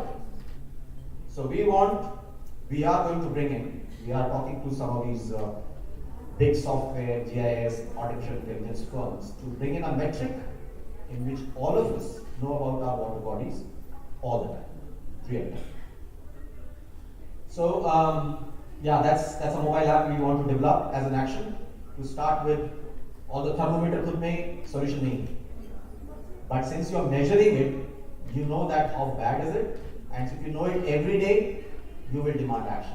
PM 2.5, PM 10 is a live example in Delhi for somebody to say, आज हम Audi बंद कर देते हैं, आज हम 10 साल की पुरानी गाड़ियां बंद कर देते हैं. क्यों हो गया ये? 6 साल पहले नहीं होता था ये, 10 साल पहले तो बिल्कुल नहीं होता था. Because there is a measurement, there is a knowledge, there is a grassroots demand for accountability. It's happening. Same has to happen with the water bodies. So it's a red alert, and too much is at stake for you and your children and grandchildren to be left it to any one person. You can't keep blaming anybody. Foreign वाले, इधर वाले, government वाले, नीचे वाले, bureaucrat, left, right, center, किसी को भी नहीं. हमें को खुद को खड़ा होना पड़ेगा. So it has to be a grassroots movement. Atulya Ganga is ready to take leadership on this, and we will make it into a grassroots movement so that our rivers for the future are saved. As long as we live as ex-military men, we will serve the nation through saving rivers for our future generation. Thank you.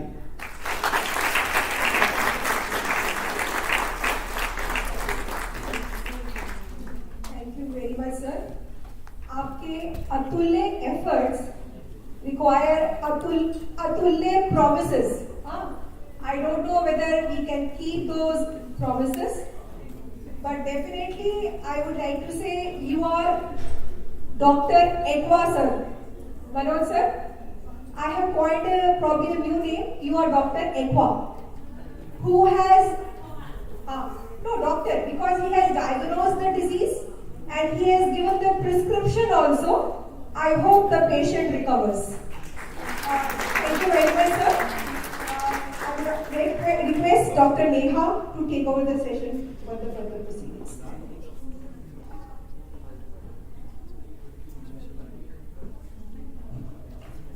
Hello everyone.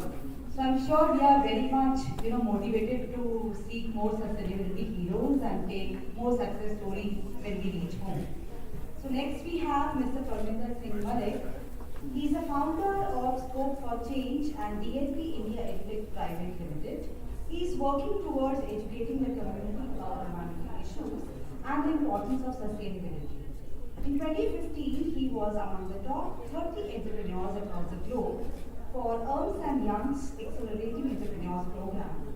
He has been honored with the prestigious Community Service Award by the Delhi Minorities Commission, and recently he has been awarded Award of Excellence at IIT Delhi, jointly from the University of Engineering and Management, Jaipur and Kolkata, for his immense contributions to the corporate world.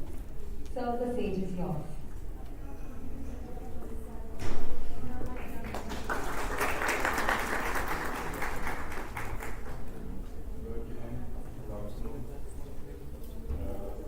This is my first session on behalf of Scope for Change. Earlier I was attending sessions on behalf of DLP India. So as far as the distinguished panel is concerned, I think I am quite young in terms of sustainability and organization. But I have been here in the morning and I have been listening to all the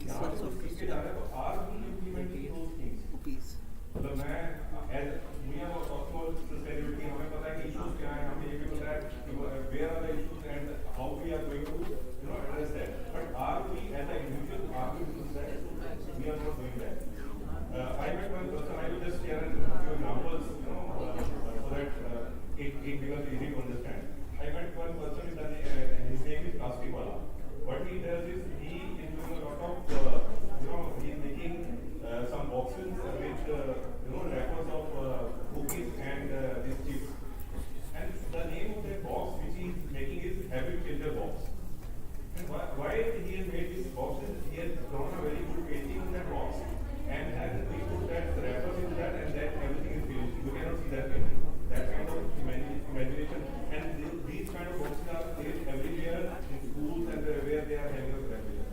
So that means that we need to change our habits. As an individual, we need to change our corporations, organizations, government, everybody is doing a lot of things. But as individuals, till the time we change, as individuals, we will not be able to make this change. Government will not be able to make this change till the time as individuals we need to step in and we need to do a lot of things. So again we have talked about plastic ban and everything, but there was some question on that why we are not talking about waste management. The main thing is that till the time we have that solutions in place, we will not be able to ban it. So we need to focus on, as non-profit organization, we need to focus on transitions.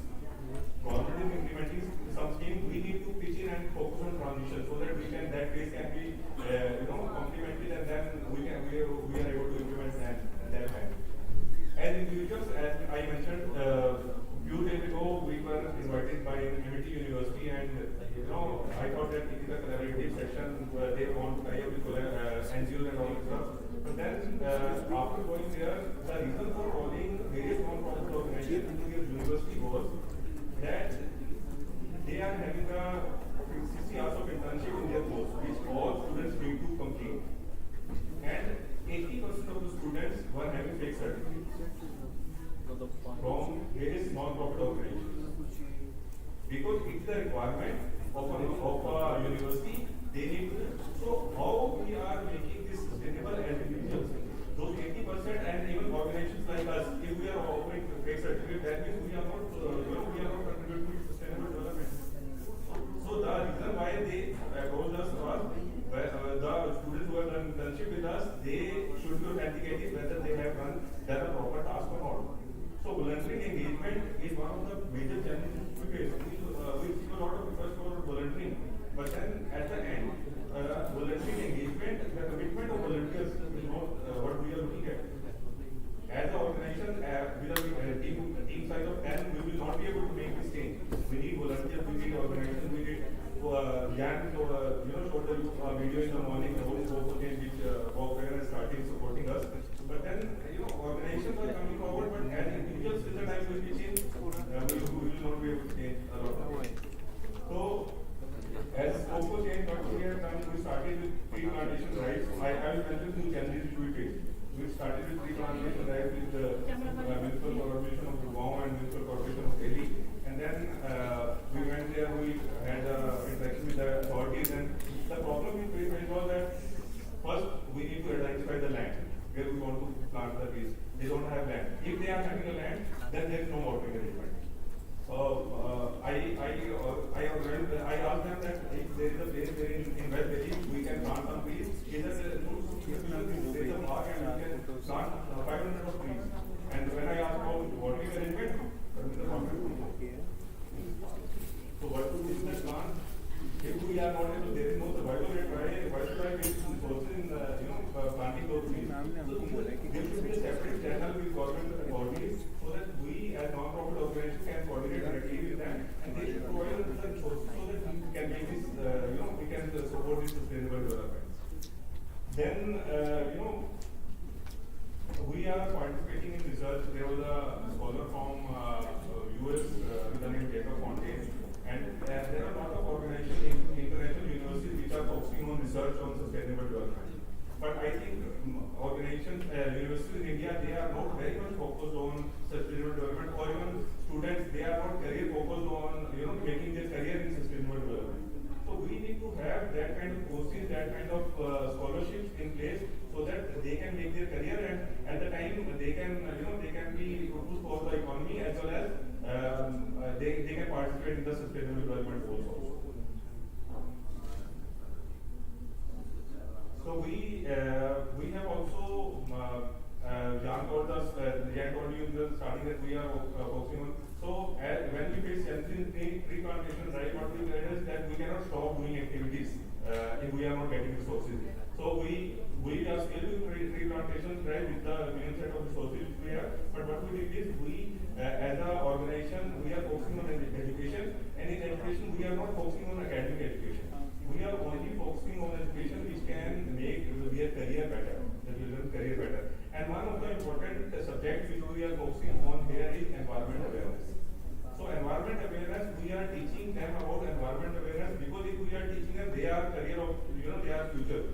So they are, if they are aware of careers, they are aware about environment issues, we will be able to address that. When we talk about sustainability, we generally talk about environment. But it is not only environment. Environment is a key goal. There is a crisis, and we need to address that. But till the time we start focusing from beginning into education, we will not be able to make that change. So education is one of the important part which we are doing, and but we are also focusing on not only on children, their mothers also. So we have started teaching their mothers. They are coming and they are learning English. But then their main priority as of now, because they are at that age, they want to have a healthy lifestyle or sustainable living rather than learning English. So they are reaching out to us that, sir, if there are something which can be done in terms of livelihood. So we have started a project. We are going to start a project, I think, with Volkswagen only. We are trying to do some skilling center with for these ladies so that it can also add to the sustainable development part. So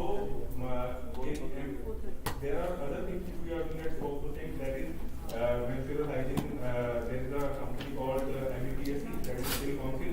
They are also supporting us in CSR initiatives and menstrual hygiene. So in menstrual hygiene, we are not as of now focused on biodegradable products, basically because the cost is quite high. But then at the same time, during that distribution of pads, we make that transition better. We promote reusable sanitary pads so that they can, accept those sanitary pads, and we the waste which is going to the landfills, that can be reduced. So as an organization, we need to focus on various activities, various things. Challenges we face on daily basis, like I had mentioned, volunteering engagement is one of the challenges. Dealing with the bodies is another challenge. So women empowerment on education part, that if we are teaching a woman, they can, they can very well teach the community also. So we are very much hopeful that more and more mothers will come to us and they start learning activities, and we are able to start some kind of skilling center with them. We get a lot of international volunteers who focus on only environmental issues, and those sessions have been taken by international volunteers at our center. So that is one. We are having around 120 students now at Scope and we are giving free education to them on various issues, not only academic education. We are not focusing on academic education, but otherwise. So, and recently, to be a part of sustainable development, we started with digital classes, and we are planning to make that a goal that we will be moving to completely digital classroom in maybe another 2 months or 3 months kind of stuff. Till the time we are having that resource. So we want to be a part of sustainable development in a near future with with initiatives on education, women empowerment, and these menstrual hygiene products which we are offering. Water. There was an article in the morning that by 2030, by World Economic Forum basically in the morning, that by 2030, 40% of the demand will rise for water consumption than supply. And we are talking about SDGs till 2030. So there is a lot of gap, and all need to be in government, organization, and non-profit organization, individual, everything. When we do fundraising, we have seen that there are a lot of organizations who are focusing on medical emergencies and otherwise, but very less people are focused on fundraising on environmental issues or sustainability. So as individuals, we need to focus on the critical issues because we are, as of now, they know that this is not a critical issue as of now. Medical emergency is a critical part. But then going forward to our future generations, this is a very critical issue and we need to focus on that. I think that is what we are doing. We also focus on old book donations. We have already donated 12,981 books to various other non-profit organizations, and we get these books from various schools like Gobind, DPS. We get these old books from them, and then we distribute it to various other NGOs. So that is also a part of circular economy and sustainable development. We have distributed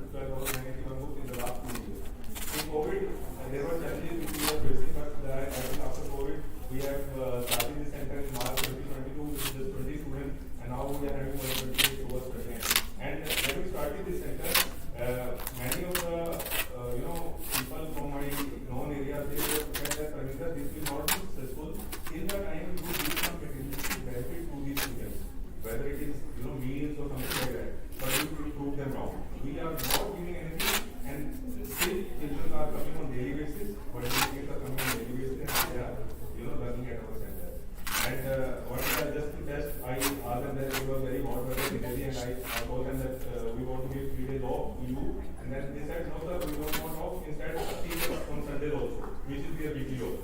So that kind of commitment level they are having, they want to learn. Athletes are with, so I went to Volkswagen day before yesterday for a meeting, and like the children had made painting, one of the students, Ritu, she has made a very nice painting, and we handed it over to Volkswagen. Very nice. Kids are so talented, but only they need a platform which we are trying to give them a platform so that they can add to the better future and sustainable.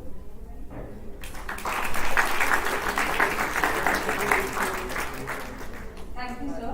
You have rightly pushed the multi-stakeholder involvement for ensuring sustainability. And he has also stressed upon education as a tool for ensuring sustainability transitions in future. And I'm sure our young learners are convinced that while we are too strict with their scores in each subject, and in a way we are trying to reinforce sustainability, since when you are young. I'm sure, sir, your this insight which you have shared will invite more sustainability heroes. Next, moving ahead, we have Mr. Pradeep Singh. He is an entrepreneur, farmer, promoter, and owner of well-known Pratapgarh Farms based in Jhajjar, Haryana. He is a law graduate from University of Delhi and holds an MBA from Kurukshetra University. He has more than 30 years of experience in marketing management, public relations, strategy development and implementation. He has served as CEO, SOS Children's Villages of India. I'm sure sir, SOS refers to Save Our Soul Villages. And he is a member Apex National Committee on Tourism, CII, since 2014. And recently he has been nominated on State Steering Committee of Swadesh Darshan, a scheme of the Ministry of Tourism, Government of India. We welcome you, sir.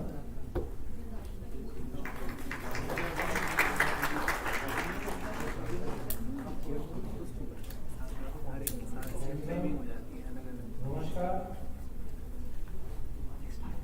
Dr. Gobind Singh, Principal of Shri Guru Gobind Singh College of Commerce, Dr. Kamal Gir, faculty, staff members, and students of the college, and eminent guest speakers, I'm honored to be here today. Thank you very much for inviting me to this very relevant, today's very burning issue of sustainability in our growth. Pratapgarh Farms is an agro-tourism venture. Now, agro-tourism is one of the niche sector along with rural tourism, which is now being worldwide looked upon as a tool of sustainable growth. Primarily because the whole idea is based on sustainability, that is generating employment for local communities where they are located and not from the migration to big cities. So if you have a farm tourism venture, it is a farmer who is permitted to invite tourists to his agricultural land, and it is practiced in various forms in many countries now, and is a huge market as people want to do experience tourism, to do tourism and not to just see tourism. They want to get out of the cities and to go back to the basics, back to their, I would say, sustainable practices, to their roots. They want to go to the nature and they want to be more in touch with the environment. So this is a tool now in today's world, along with rural tourism, which is now being promoted heavily by Government of India, both rural tourism and farm tourism. Only the day before yesterday, they had Ministry of Tourism had sustainable tourism conference, basically to promote to promote tourism which caters to sustainable goals, to achievement of sustainable goals. And now, Government of India and Ministry of Tourism, Government of India is very serious about it. They have a noble officer, and only the day before yesterday they have declared the policy of certification of tourism ventures, which do sustainable practices. They will award certificates with various rankings like gold, bronze, and silver. So a lot is being done. Already the ministry has published, strategies for sustainable tourism. So coming back to agro-tourism and the carpet farms, agro-tourism generates employment where, first to the women and youth in rural areas, to the local communities where it is required. It has a lot of multiplier effect on the local economy, which is again the first thing for sustainability. For sustainability, the first, one of those goals of that spectrum is poverty removal. Unless poverty is, it is the priority. Unless poverty is removed, there is not much using talking sustainability to a person with an empty stomach. In fact, one of the acclaimed ladies who has converted the whole village in one of the hill states into homestay sustainable tourism project, actually started by saying that you can't talk sustainability to people with an empty stomach and suffering from poverty. So it provides multiplier effect to local economies. Thirdly, with these projects, we are preserving our cultural identity, cultural traditions of the local community. We are preserving our natural heritage, as you will see. I have a small film to show you. Preserving our natural heritage there, and protecting our environment. So all these goals are provided for tourism projects and sustainability, and farm tourism and rural tourism are natural grounds for sustainability. I would rather not go too much into theory and show you some of these things which are actually also common practice with other farm tourism sites also. So can we run the slide?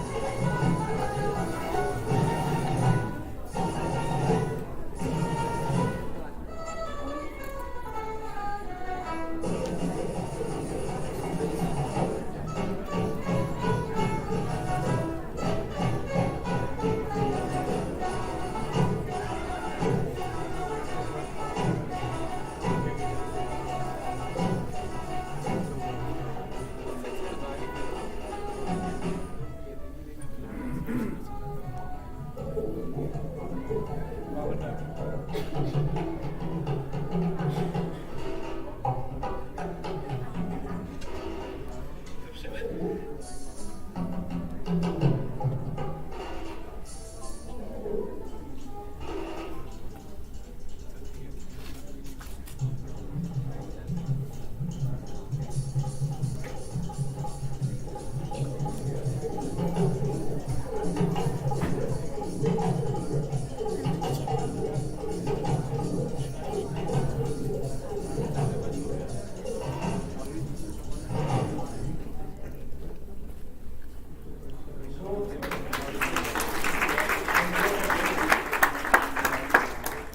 me, sustainability is the smile on the faces of these ladies who were like construction workers when they started working with us. Now they are all skilled hosts to to perform the activities. We have planted more than 150 trees and in interesting varieties like Panchvati. So this is our natural heritage. A banyan tree, a peepal tree, where Lord Rama was instructed to live, and because of many scientific reasons, because from the west and the east come the winds, strong winds. So 5 trees surrounding the abode of Lord Rama, or the Bodhi tree behind the Lord Buddha, you can see and for reasons, because he might have sat on under any other tree for enlightenment, but I won't go into those details. But we are presenting these interesting details to our children who come there, and the children who know when the food comes to their table, they can get closer to the ladies from the villages, the young men from the villages, and that bridges the urban-rural divide. And farm tourism, generally I would say, is an important tool. So also recently, I want again go into so many theory, but would like to demonstrate. I've already spoken, so I will not go into the slide. Go ahead. So employment generation, our local crafts, our own sustainable practices, like making mudas. Small one I will say, like making mudas. That grass grows on our fields, on the boundary of our fields, and you make a muda. It's biodegradable, it's not plastic, and it gives employment to local people who make it by hand. And it doesn't get destroyed. I mean, plastic table is made in 2 years' time. It doesn't take for 10 years, and you can redo it. Similarly, pida. Similarly, our own, using cow dung for fuel or compost or vermicompost. So again, I would not go into theoretical details, but a lot of practices like we give opportunities to people to come and sell their wares, and we give opportunity for the ladies to create products out of cow dung. And then the empowerment it gives me, I think, the most pleasure of operating a farm. Recently, we were privileged to have G20 delegates from Haryana. So the Gobind farms was the chosen place for visiting for excursion, apart from the Sultanpur lakes. Although the meeting was in Gurugram, but the Haryana government invited to Gobind farms to have a look at the sustainable operations of the village and also heritage and cultural traditions. So another one that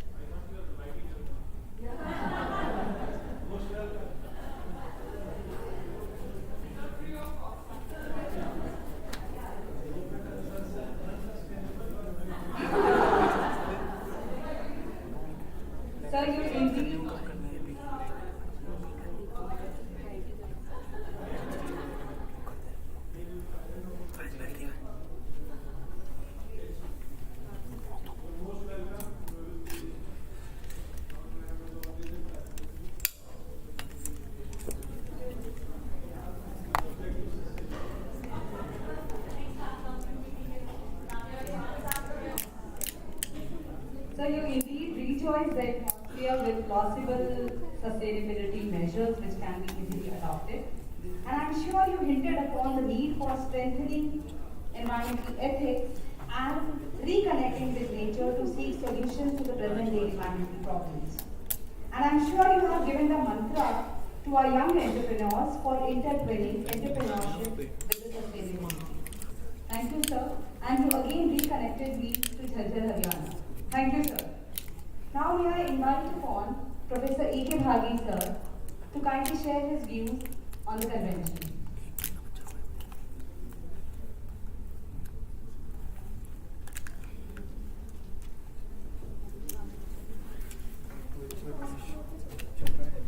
Thank you very much. Principal साहब और madam और stage पे जितने हमारे guest speaker university के बाहर से आए गेस्ट स्पीकर्स वेरी इंफॉर्मेटिव आप लोगों ने बड़े अच्छे पॉइंट्स बताए about this particular conference. I want to share one or two things.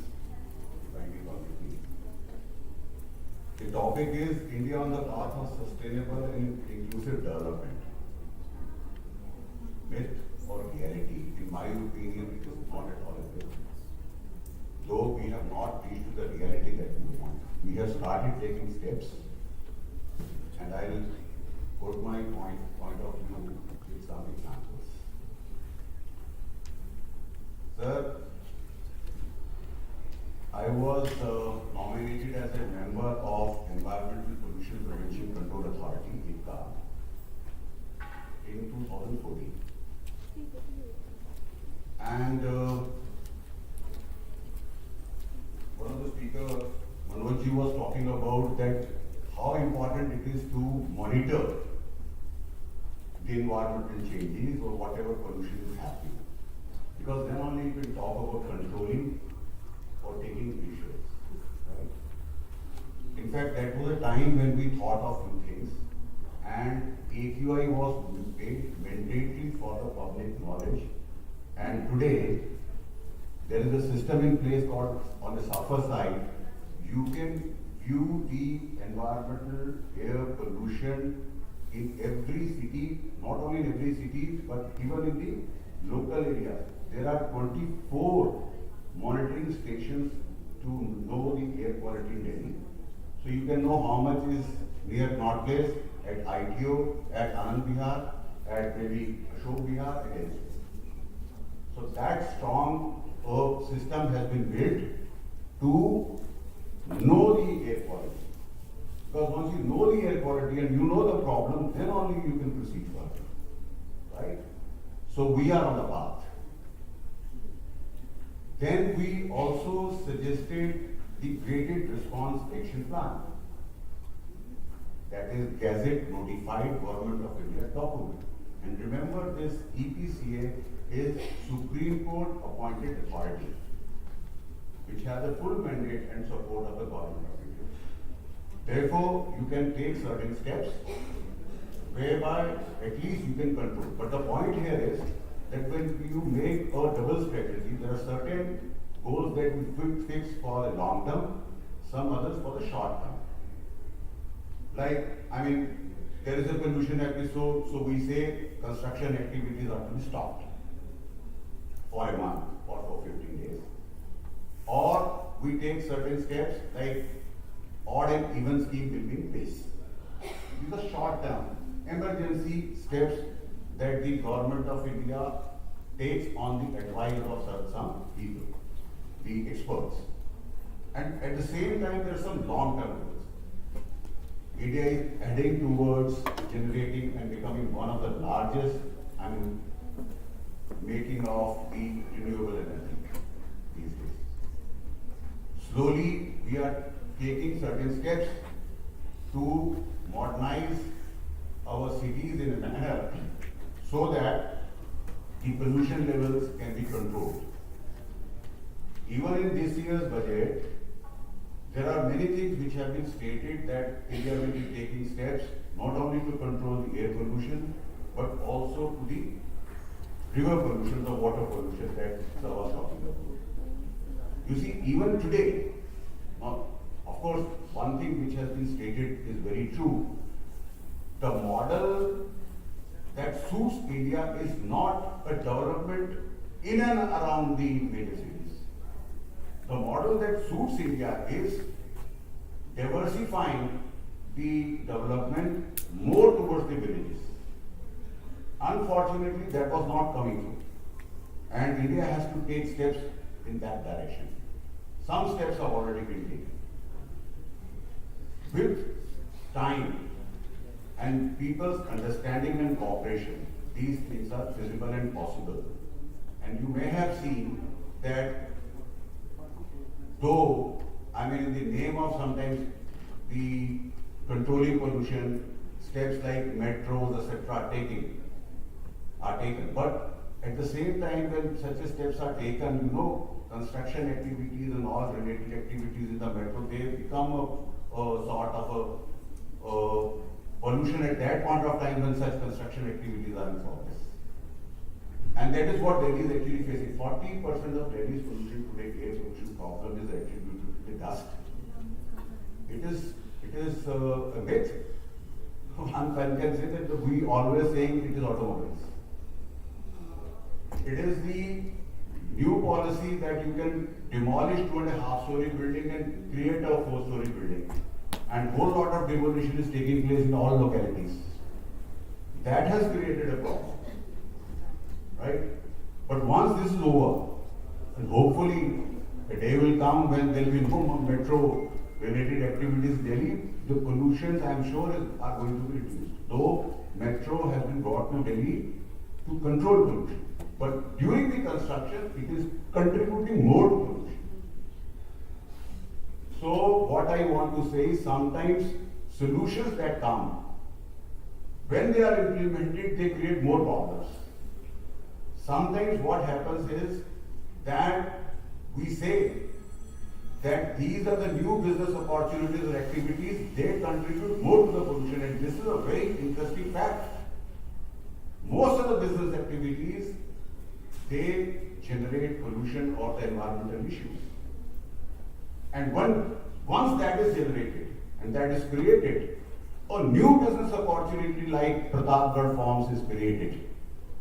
Right? Because we want to go, not for all the time, but just for a few days or 1 or 2 days in a year to enjoy the beauty of the nature. Or we want to feel we are close to the nature. So it is a very cyclic process that is going on, and we are in that cycle. But the silver lining for the India is that its own practices and other things. One thing which is against us is, of course, is the population explosion. So, sir was talking about Ganga basin going into the ruins. It's more to the population explosion than to the practices. Delhi developed a sewage treatment system. STPs were installed, and by the time those STPs were installed, the sewage produced in Delhi was almost doubled. So we were, even now today, at a situation of only 60% sewage is treated and rest is going directly to the Yamuna River. That is a problem. The problem is our population, but our own practices and the way we love nature and we respect nature, if we try to go back to our basics, we can tackle this problem, because one has to remember this. Every individual in this world, not only in India, is a direct or indirect polluter. And therefore, every individual has to become a part to save this Mother Earth from being over-exploited and getting reduced in pollution. So we all have to contribute. The governmental agencies, they work, but since in a big democracy like India, it's always very difficult for a government to take sometimes certain steps which appears to be snatching away the livelihood of people. I remember being in IPCA, we took one decision that we are not going to allow more than 2000 cc cars being sold in Delhi. And that is why Innova was stopped its sale. Innova company, the Toyota, has to stop its sale in Delhi. And there was a whole lot of hue and cry. The government also wanted and all other wanted that there are many livelihoods attached to it.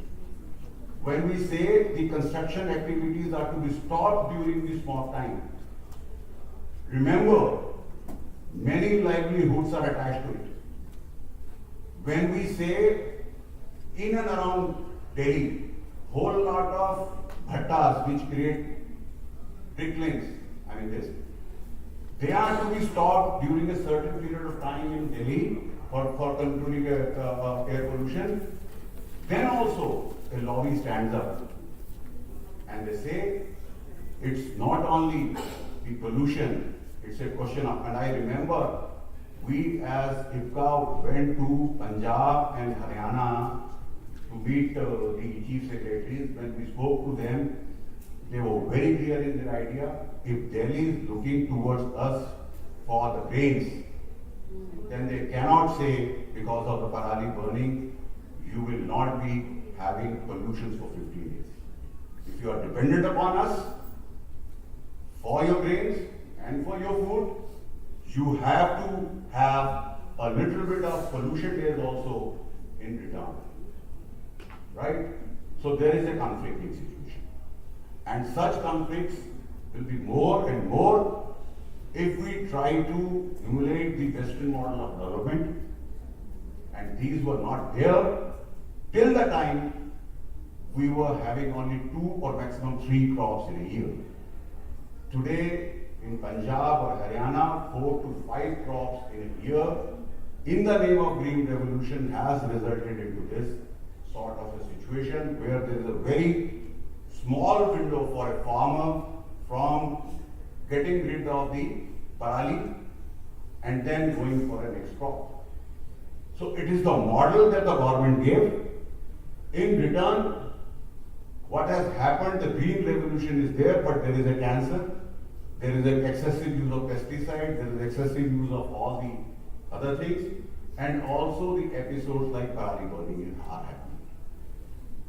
So, friends, the situation is very complex, but I am very confident that a country with 140 crores population of plus, we are still quite far ahead in controlling the pollution than those who are in small population in comparison to us. But yet their per capita energy consumption is more than 5 to 10 times that of Indian population. So our contribution is lesser. We have to also take more steps. This is what I wanted to state. Thank you very much. You invited me to this and gave me an opportunity to speak my mind. Thank you very much.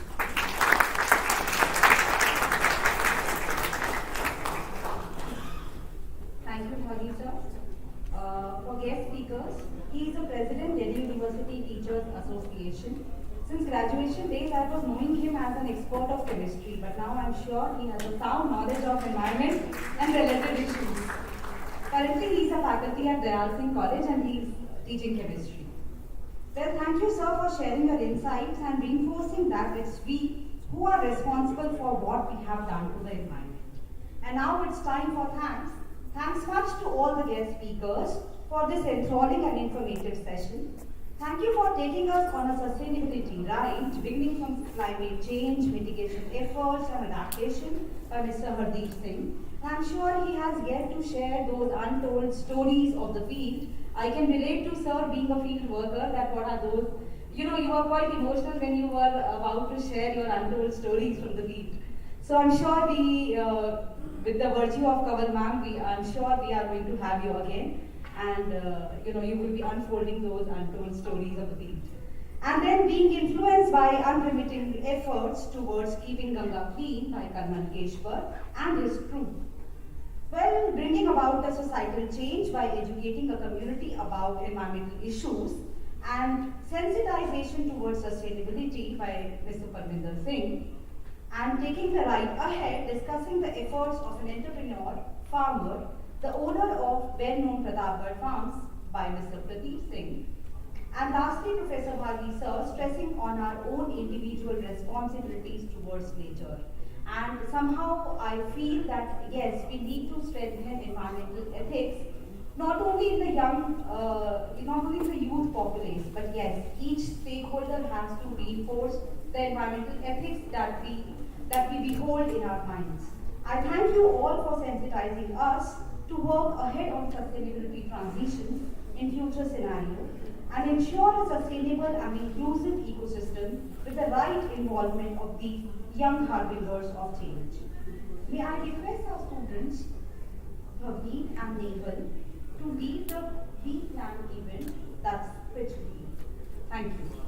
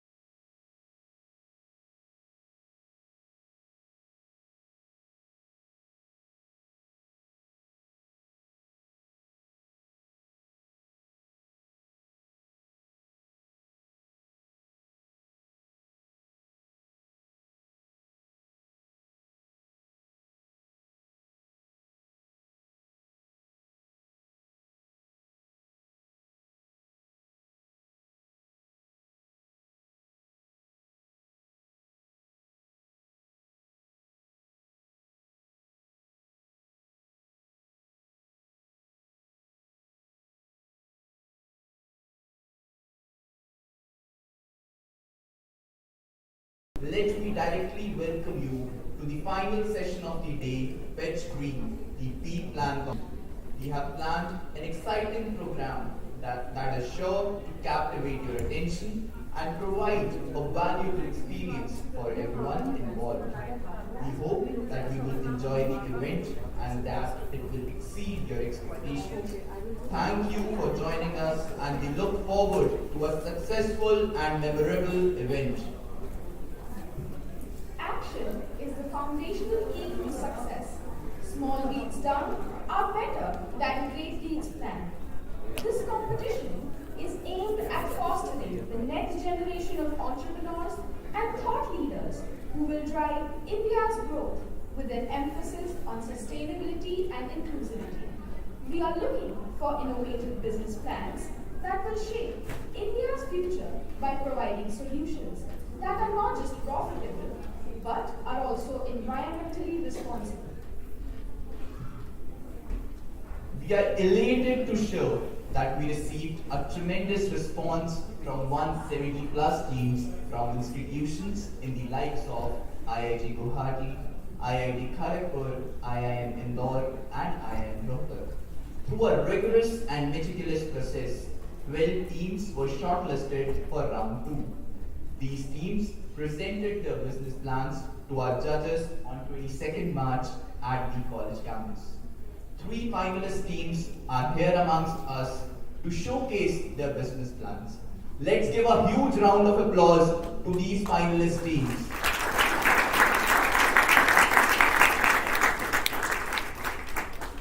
These teams are the contenders to the cash prize of rupees 37,000, and we will shortly witness them fighting neck to neck for this reward.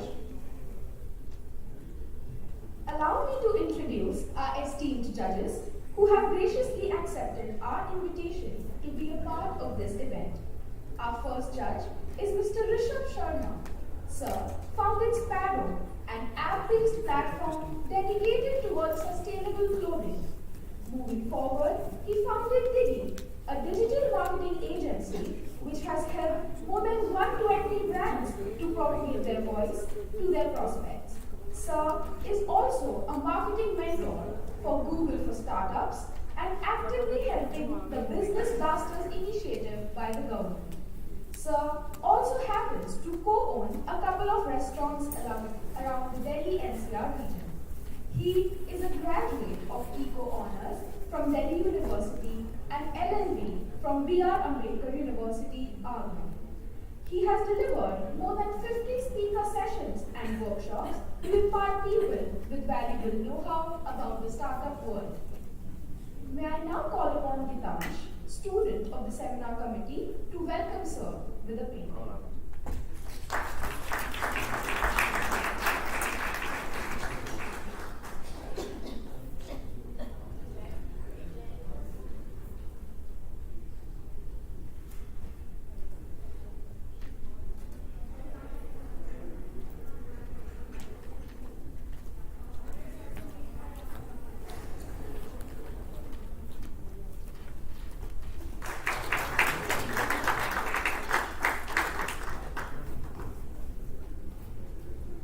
It gives me immense pleasure to introduce our next judge, Mr. Pralab Bhargava.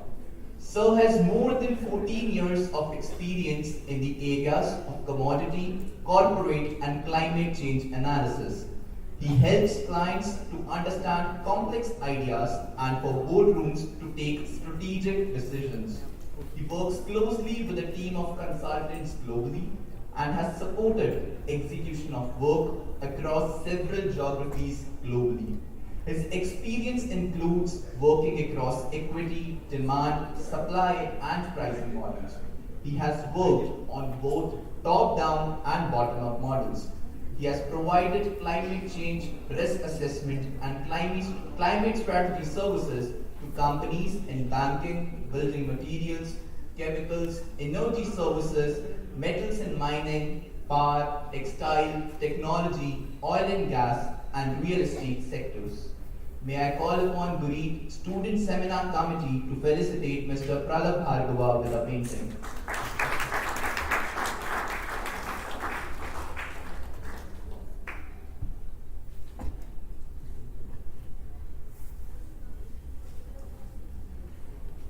Sir is also an alumnus of Sri Guru Gobind Singh College of Commerce.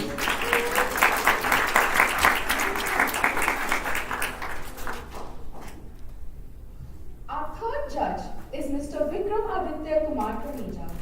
He is an investment specialist at Investment India, wherein he is responsible for facilitating inbound FDI from America's region. His sector of expertise lies in consumer goods. Sir is the founder of DU Connect and Blue Leaves Community, a student marketplace and aggregator. He has previously been associated with EY, Niti Aayog, NICA, Urban Company, and IIM Shillong. He has also done projects with the Ministry of Skill Development and Entrepreneurship and Ministry of Culture. He is an international research author with more than 2 publications. He is also a content creator with 20,000 plus followers across LinkedIn and other platforms. He is an alumni of Shahid Bhagat Singh College and Modern School, Delhi. May I now call upon Meenal, Student Seminar Committee, to present a painting to Mr. Vikramaditya Kumar Taneja.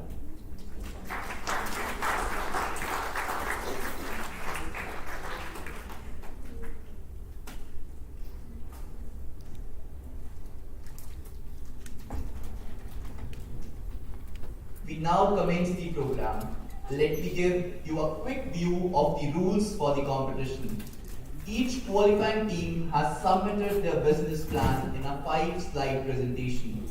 The presentation may include the following: overview of problem or opportunity, vision and value proposition, business model, go-to-market plan, differentiating factor, competitive analysis, financial projections and key metrics, current status, accomplishments and timeline. Please note that the above structure is only guiding in nature. Each team gets 10 minutes to present the business plans to our judges. A warning bell will ring after 9 minutes, followed by the final bell at 10 minutes. 2 minutes will be allocated for Q&A round. Judgment will be made on the basis of innovation and impact on sustainability and inclusiveness, feasibility of the concept, clarity of market segmentation, targeting and positioning, and financial feasibility. First, second, and third position will be decided today from amongst these 3 teams. Before I call upon the teams, I request the judges to please be seated in the front row.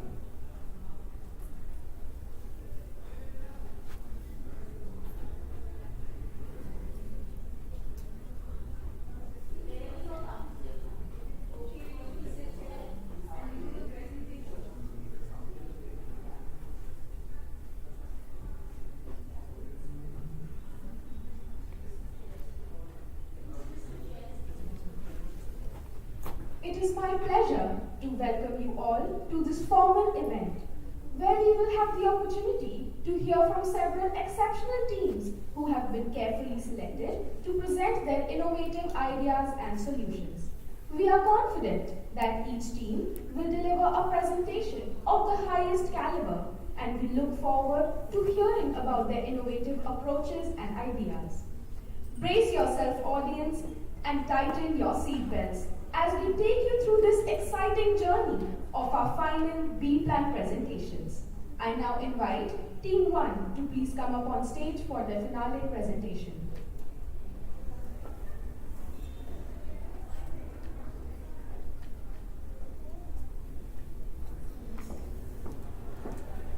Team number 1, Startup M.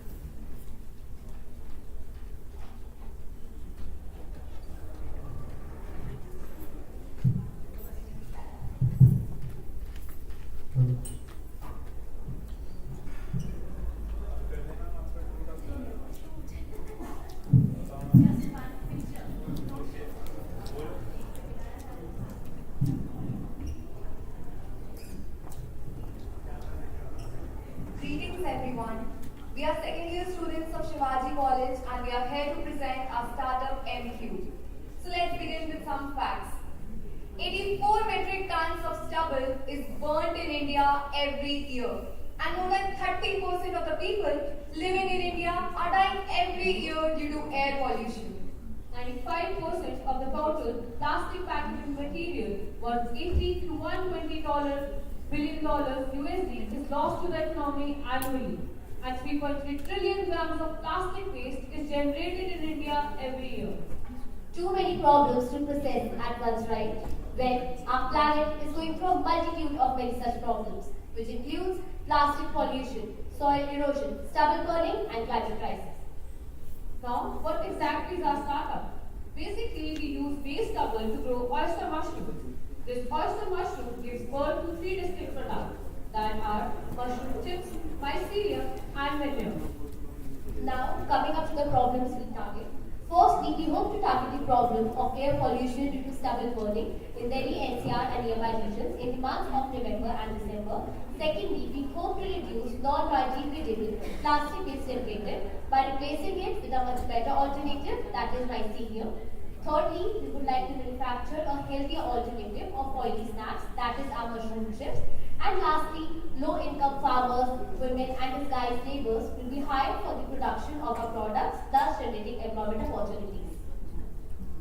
Now, what exactly is this mycelium we can't seem to stop raving about? Let's understand our USP a little better. The vegetative part of the fungus is extracted from the root part of oyster mushrooms. Mycelium is fire resistant and easily moldable along with being biodegradable. This makes it a better choice than plastic packaging like styrofoam and thermocol. We have a huge market of secondary plastic packaging which accounts to be $1.5 billion. From products like cutlery to furniture items, mycelium can be used to pack them on. With mycelium packaging, we aim to substitute plastic for everyday use.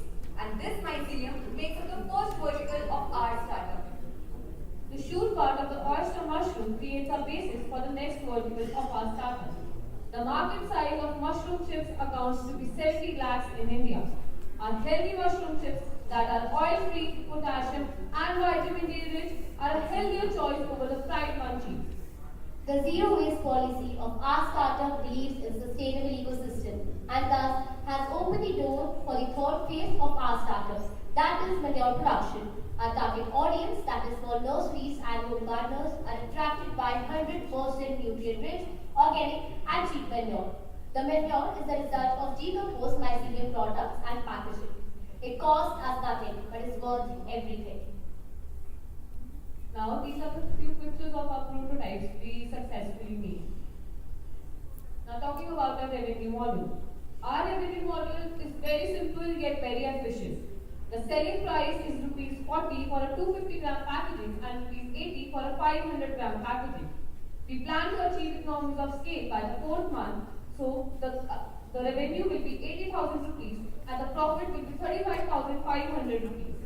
For a packet of mushroom chips, it would cost us around rupees 15 to produce a packet of 50 grams and the cost price would be 45 rupees, giving us a 66.67% margin.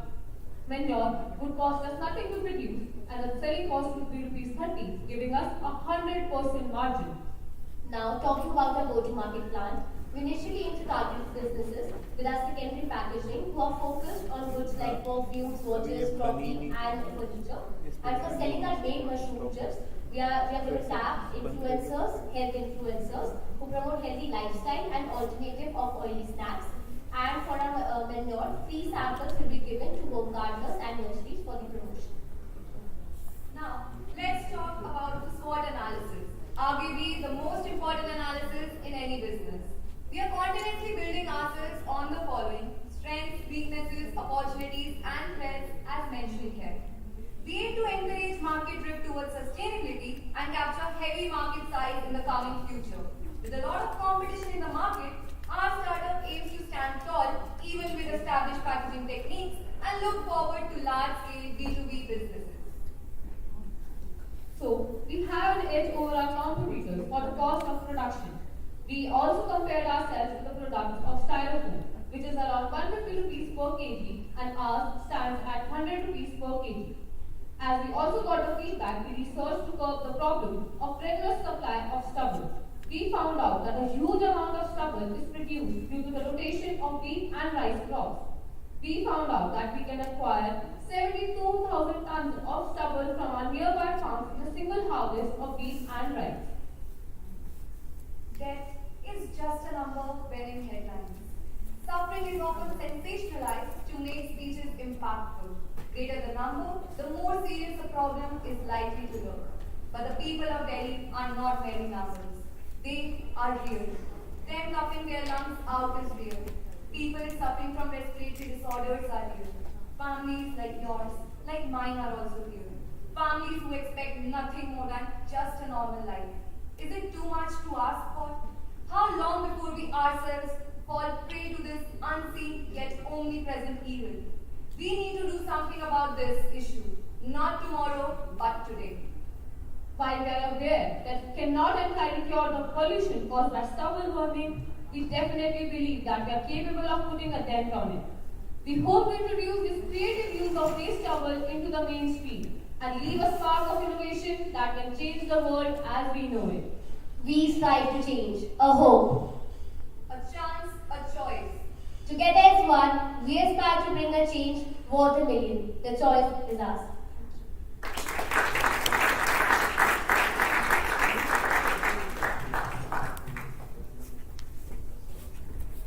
Actually, not a question for the presenters here, but a question for the audience. Would you buy mushroom chips? If they are tasty, yeah. Would you like to try it? Can I see show of hands who would like to try it? Right, so interestingly, I do see majority, which is good. That's on the spot vote for you guys. Second question. Costed at about 45 rupees for 50 grams. Compared to Lay's about 20 rupees, I think, for 50 grams. Are you willing to pay premium? Yes, assuming it tastes nice. Right? Are you willing to pay that premium to get a healthy snack, which will have a less environmental footprint? So you're asking for about more than 100% premium. So show of hands again. Yeah, so the majority has reduced to minority now. But yes, there are people interested, which is good to know. So that's sort of a view quickly from your primary survey. But yeah, I'll pass it on to Rishabh. Thanks.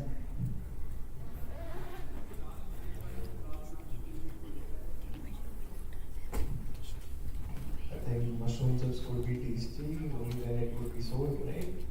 So I think you need to work upon the taste. But more than the taste, I think our generation is very, nutrition conscious, right?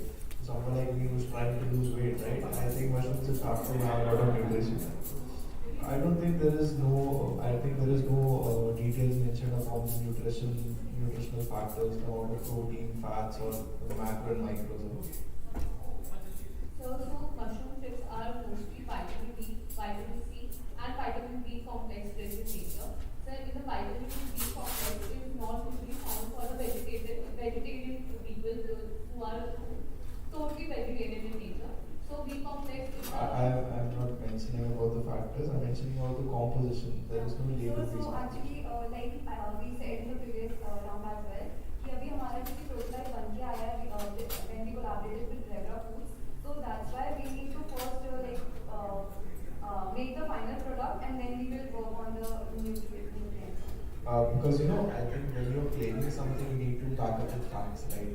So I can say that there are a lot of FMCG products that claim to have so and so oil and such, but the amount is very less. So it may or might not have vitamin D, but the composition has to be there, right? So actually, जो हमने अभी लिखा है, mention तो किया है, that is the qualities of mushrooms. तो वो तो exist करेंगी. उसके अलावा क्या होगा? We will surely find out. Oyster mushrooms में uniqueness है. We surely find out. All right. And my follow-up question is, you mentioned that you have a cost advantage towards this.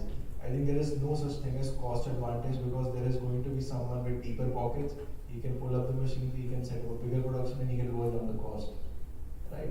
So apart from cost or the vitamin D that you mentioned, what is your unique selling proposition, or what is that differentiator? Like, what if I bank upon you and I invest in you guys? And why would be there another competitor who can, disown us in the market or like that way? So sir, अभी भी local competitors हैं, but because वो cost effective नहीं है, that's why they are not able to scale up. तो इसलिए उनका business अभी भी आपकी अगर नजरों में आप देखोगे तो आपको नहीं नजर आएगा. You have to search it and deep research करने के बाद आपको वो competitors मिलेंगे. तो वहाँ पे हमारा edge इसलिए है because Anima belongs to the agriculture side family. तो हमने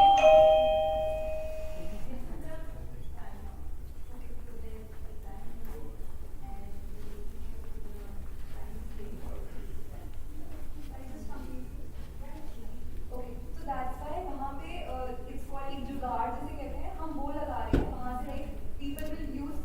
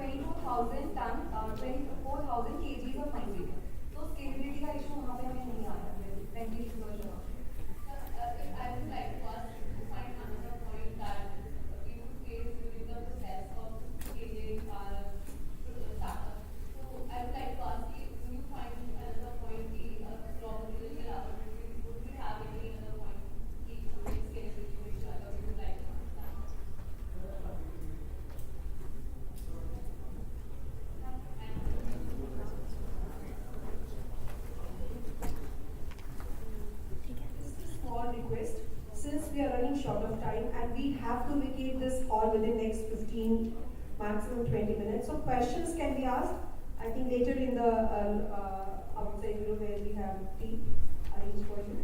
That can be done in the hall. So sorry for that inconvenience, but I think we can proceed now. So please adhere to the time.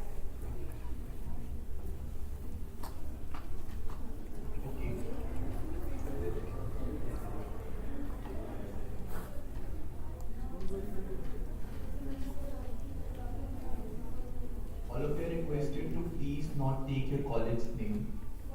Thank you for the amazing presentation, team. I now invite the next team, Team Clean Air Catalyst, to present their business plan.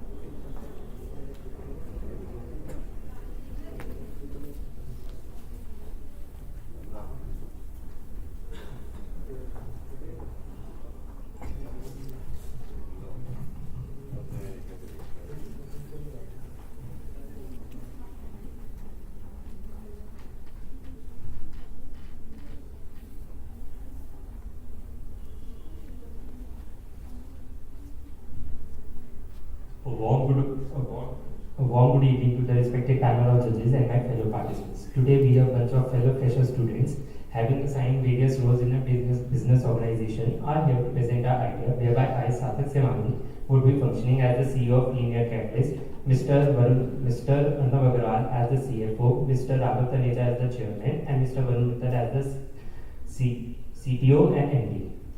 But what problem are you solving? Have you heard about the alarming increase in the vehicular emissions caused due to the rising car sales in India? Have you heard about the rising demand of catalytic converters, the increasing prices of precious metals, and the various harms that are caused due to their improper disposal? Introducing Clean Air Catalyst, a one-stop solution to all these problems, whereby they are solved by manufacturing catalytic converters in a sustainable manner. Now I know this might sound a little complicated. Clean catalytic converters are basically a unit that is installed in the exhaust system of the vehicle, which help in reducing various pollutants such as carbon monoxide, hydrocarbons, and nitrogen. As the demand for catalytic converters is on the rise, the various precious metals such as rhodium and palladium used in them have higher prices. However, with Clean Air Catalyst, you don't have to worry about these problems as we manufacture our products from recycled metal and use catalytic converters. Moreover, in order to ensure greater sustainability, we purchase the used catalytic converters from existing users, whereby the compensation depends upon the duration and the condition of the catalytic converters. Does this ensure that only not our product is green, but the way we manufacture them is also green? Now, Mr. Varun Mittal will elaborate further. Now there are two types of catalytic converters we offer. One is SCR, selective catalytic reduction, and the other is TWC, three catalytic converters. The three catalytic converters is using gasoline materials, which can help in reducing various pollutants such as hydrocarbons and carbon monoxide up to 19% depending upon the car condition and the fuel use. The second product offered is SCR. SCR refers to selective catalytic reduction. It is very effective in reducing pollutants in diesel engines and can effectively reduce up to 95%. We offer them both for four-wheelers, two-wheelers, and heavy vehicles. Now, Raghav Taneja will be telling you about market analysis and target. The total addressable market of catalytic converters is estimated to be around 5 billion rupees every year. Now, moving on to the target market, automobile manufacturers amount to 65% of our total target market growth, followed by 15% which are D2C, direct to consumers. 30% goes to repair shops and wholesalers, and the rest 7% goes to other industries, as catalytic converters can also be used in other industries other than automobile. Now, moving on to the market analysis, the main factors which drive the growth of catalytic converters are government policies and government norms, like Bharat 6, which was introduced last year. In addition, consumers are getting aware these days of regular emission, pollution, and its effect on environment sustainability, which will drive our demand even further. Now, one big question that must be lingering in all your minds is that electric vehicles are taking over the traditional market of combustion gasoline cars. So, how does the future look like? Now there are three things which need to be taken into account because catalytic converters is not only installed in auto or vehicle, but it is also installed in various industrial equipment, mining equipment, and in agriculture and power sector. Second, even though we are currently active in the Indian market, but we do have global ambitions, and in 6th and 7th year of our basic project, we have mentioned that we will be setting up supply chain and distribution network in foreign countries. The global catalytic converter market is currently around $55 billion, and it is expected to be $25 billion by 2030 with a CAGR of 8.1%. And third, as we can see that it's a big market, and when we do this calculation, we have at least 25 to 30 years before the whole thing goes on. So at Catalyst, Linear Catalyst, we believe in constant evolution. So we will be investing in research and development of wellness products, which help in reducing carbon pollution. Now and specifically the proposition of our company. First of all, we manufacture our products in a sustainable and recyclable manner. This means that we are using the recycled metal that already use catalytic converters for our production and preventing them from being done in the landfills.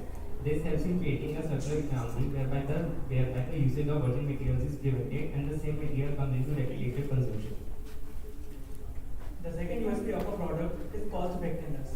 While a traditional catalytic converter for a car in the market may cost you between 15,000 to 20,000 rupees, our catalytic converters will only cost you 10,500 rupees while maintaining superior performance at the same time. And the third unique selling proposition is the anti-theft system. So when you install a catalytic converter in your car from clean air, it will not get stolen because of various methods such as welding and anti-tamper screws and industry tags. Coming on to the competitive advantage of the company. The first competitive advantage is cost saving. Because we are buying recycled steel and old catalytic converters, we are saving our cost more than our competitors. The second competitive advantage we have is access to raw material. We are not just buying raw material but also use catalytic converters. So we have multiple supply for raw material which ensures constant supply chain and there is no disruption of supply chain. The third competitive advantage is environmental sustainability. As we are using recyclable and reusable resources and save natural resources, this is the first move toward environmental sustainability. And in addition, there's another competitive advantage with relation to this one only, that is brand building. With this much of corporate social responsibility taking place, a consumer will most likely choose our brand over another brand as we are promoting sustainable development. Now moving on to the unit economics, which will be explained by Arnav.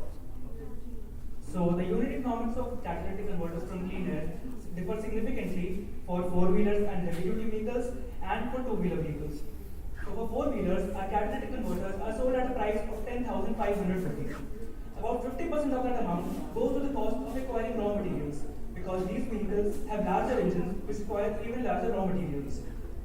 Our cost of manufacturing is about 19% and our overheads are about 9.5%. Our wages are 7%, which is not that much because our company is more capital intensive than labor intensive. And our primary manufacturing units are established in India, so it is easy to find cheaper labor. Our customer acquisition cost is 4.7%, and after deducting all these costs, we are left with a profit of 750 rupees, which is 7%. Now coming to the 2-wheelers, the selling price is almost 60% of that of 4-wheelers, which is 6,600 rupees. As you can see, the customer acquisition cost is also lesser than 4-wheelers because our primary target market is the 4-wheeler and we allocate most of our budget towards that. Further, I'm sure most of you are hearing about catalytic converters for the first time. So in order to increase that awareness and acquire all the customers to purchase Linear Catalyst, that's why we need to spend more on customer acquisition costs, especially for 4-wheelers.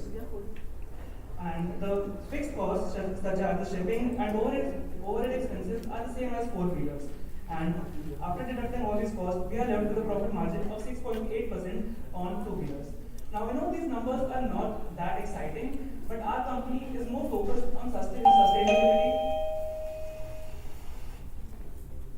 So our company is focused more on sustainability and we are not profit-driven. So join us in our mission to create a cleaner and greener environment. Thank you all for your time.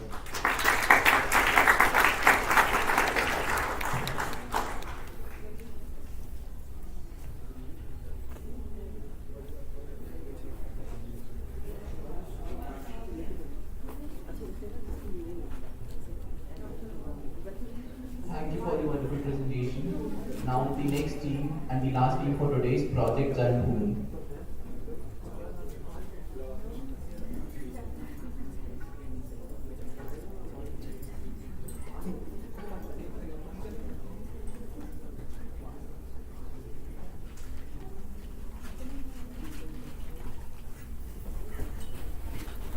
Greetings to everyone present here.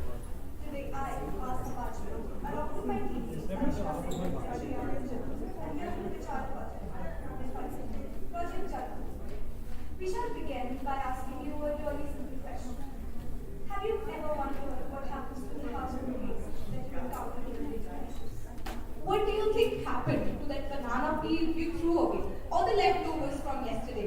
Where do you think it all went? Let us answer that for you. It ends up in landfills. In place of returning back to Earth, it ends up being a part of an environmental process.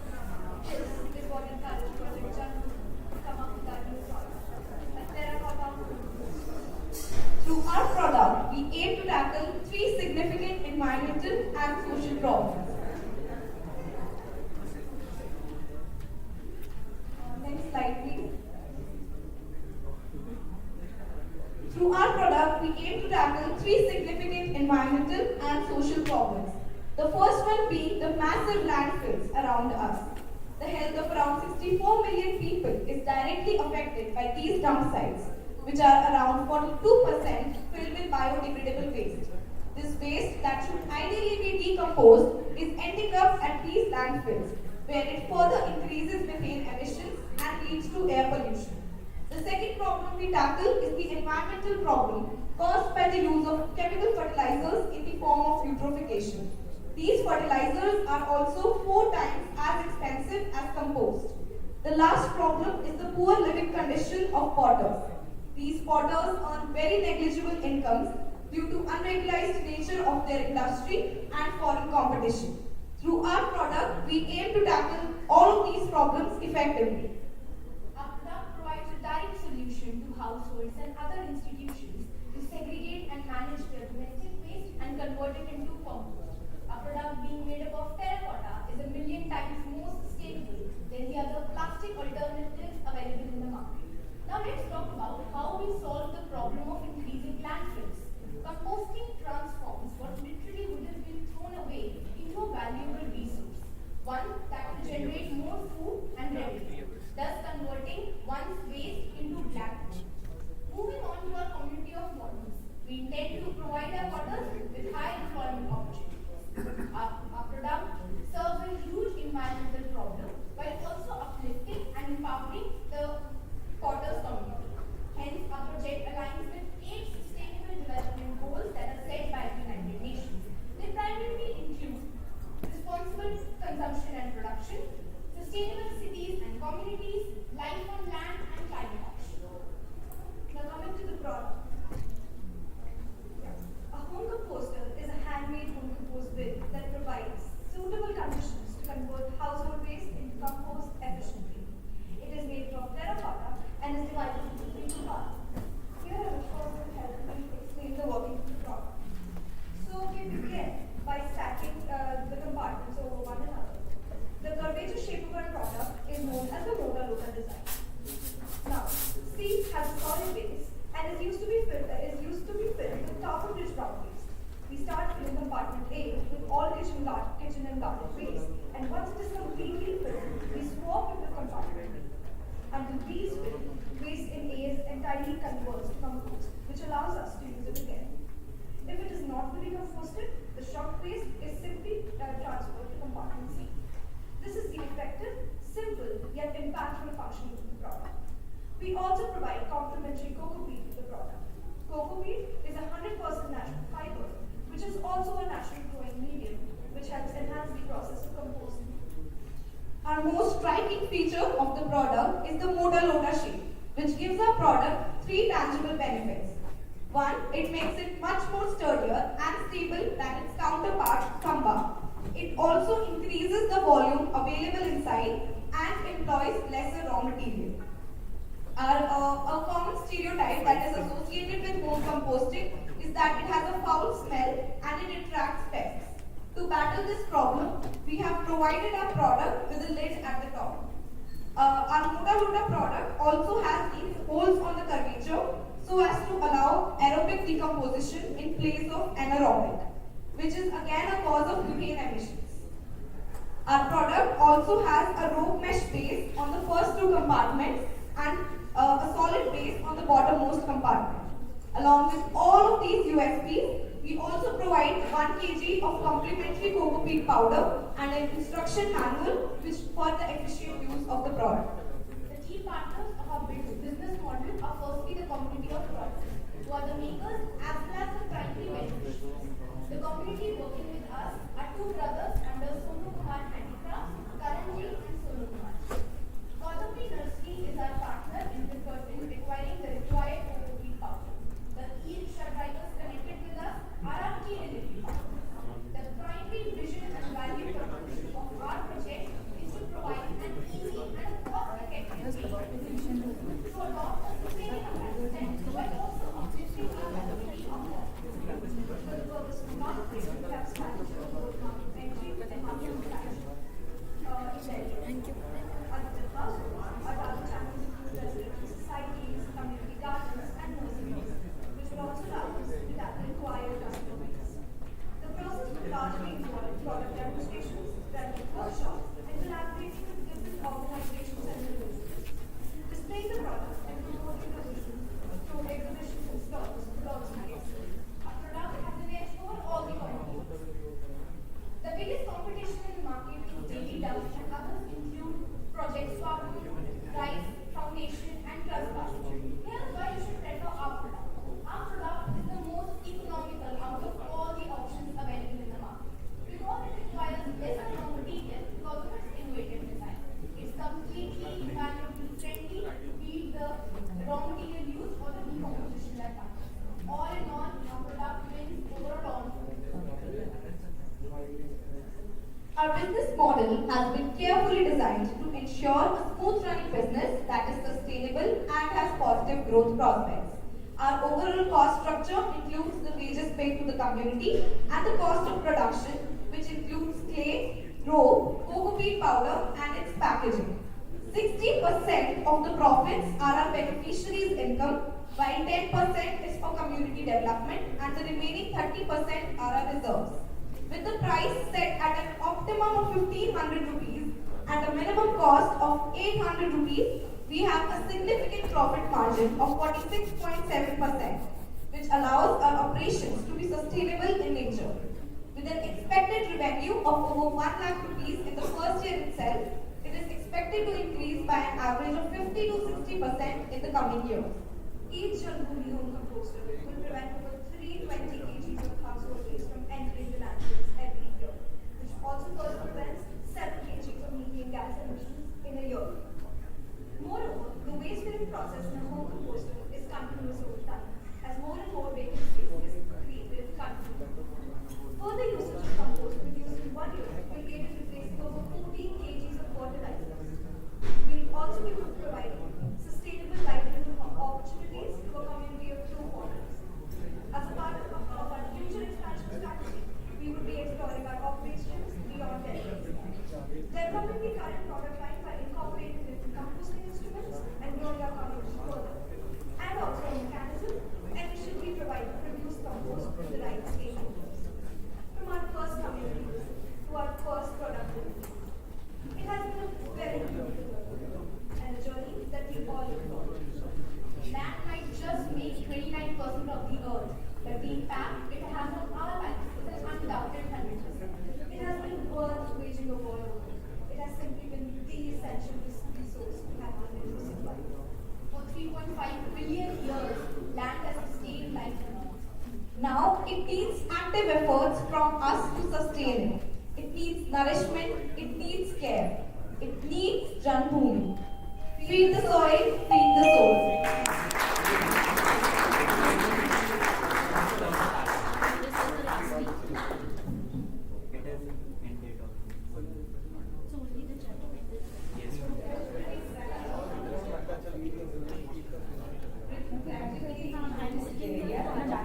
Thank you so much, girl. Wonderful presentation. Without much ado, let me call upon Kawal ma'am to please.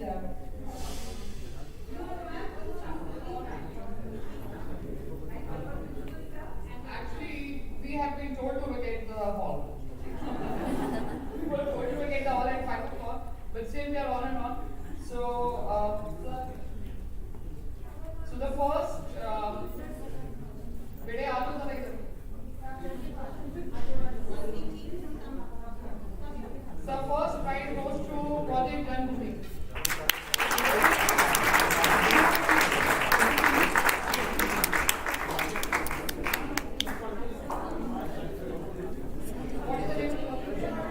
What is the name of the college?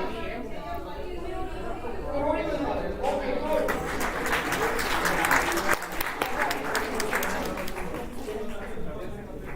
Yeah. The second is the senior capitalist. Let's go.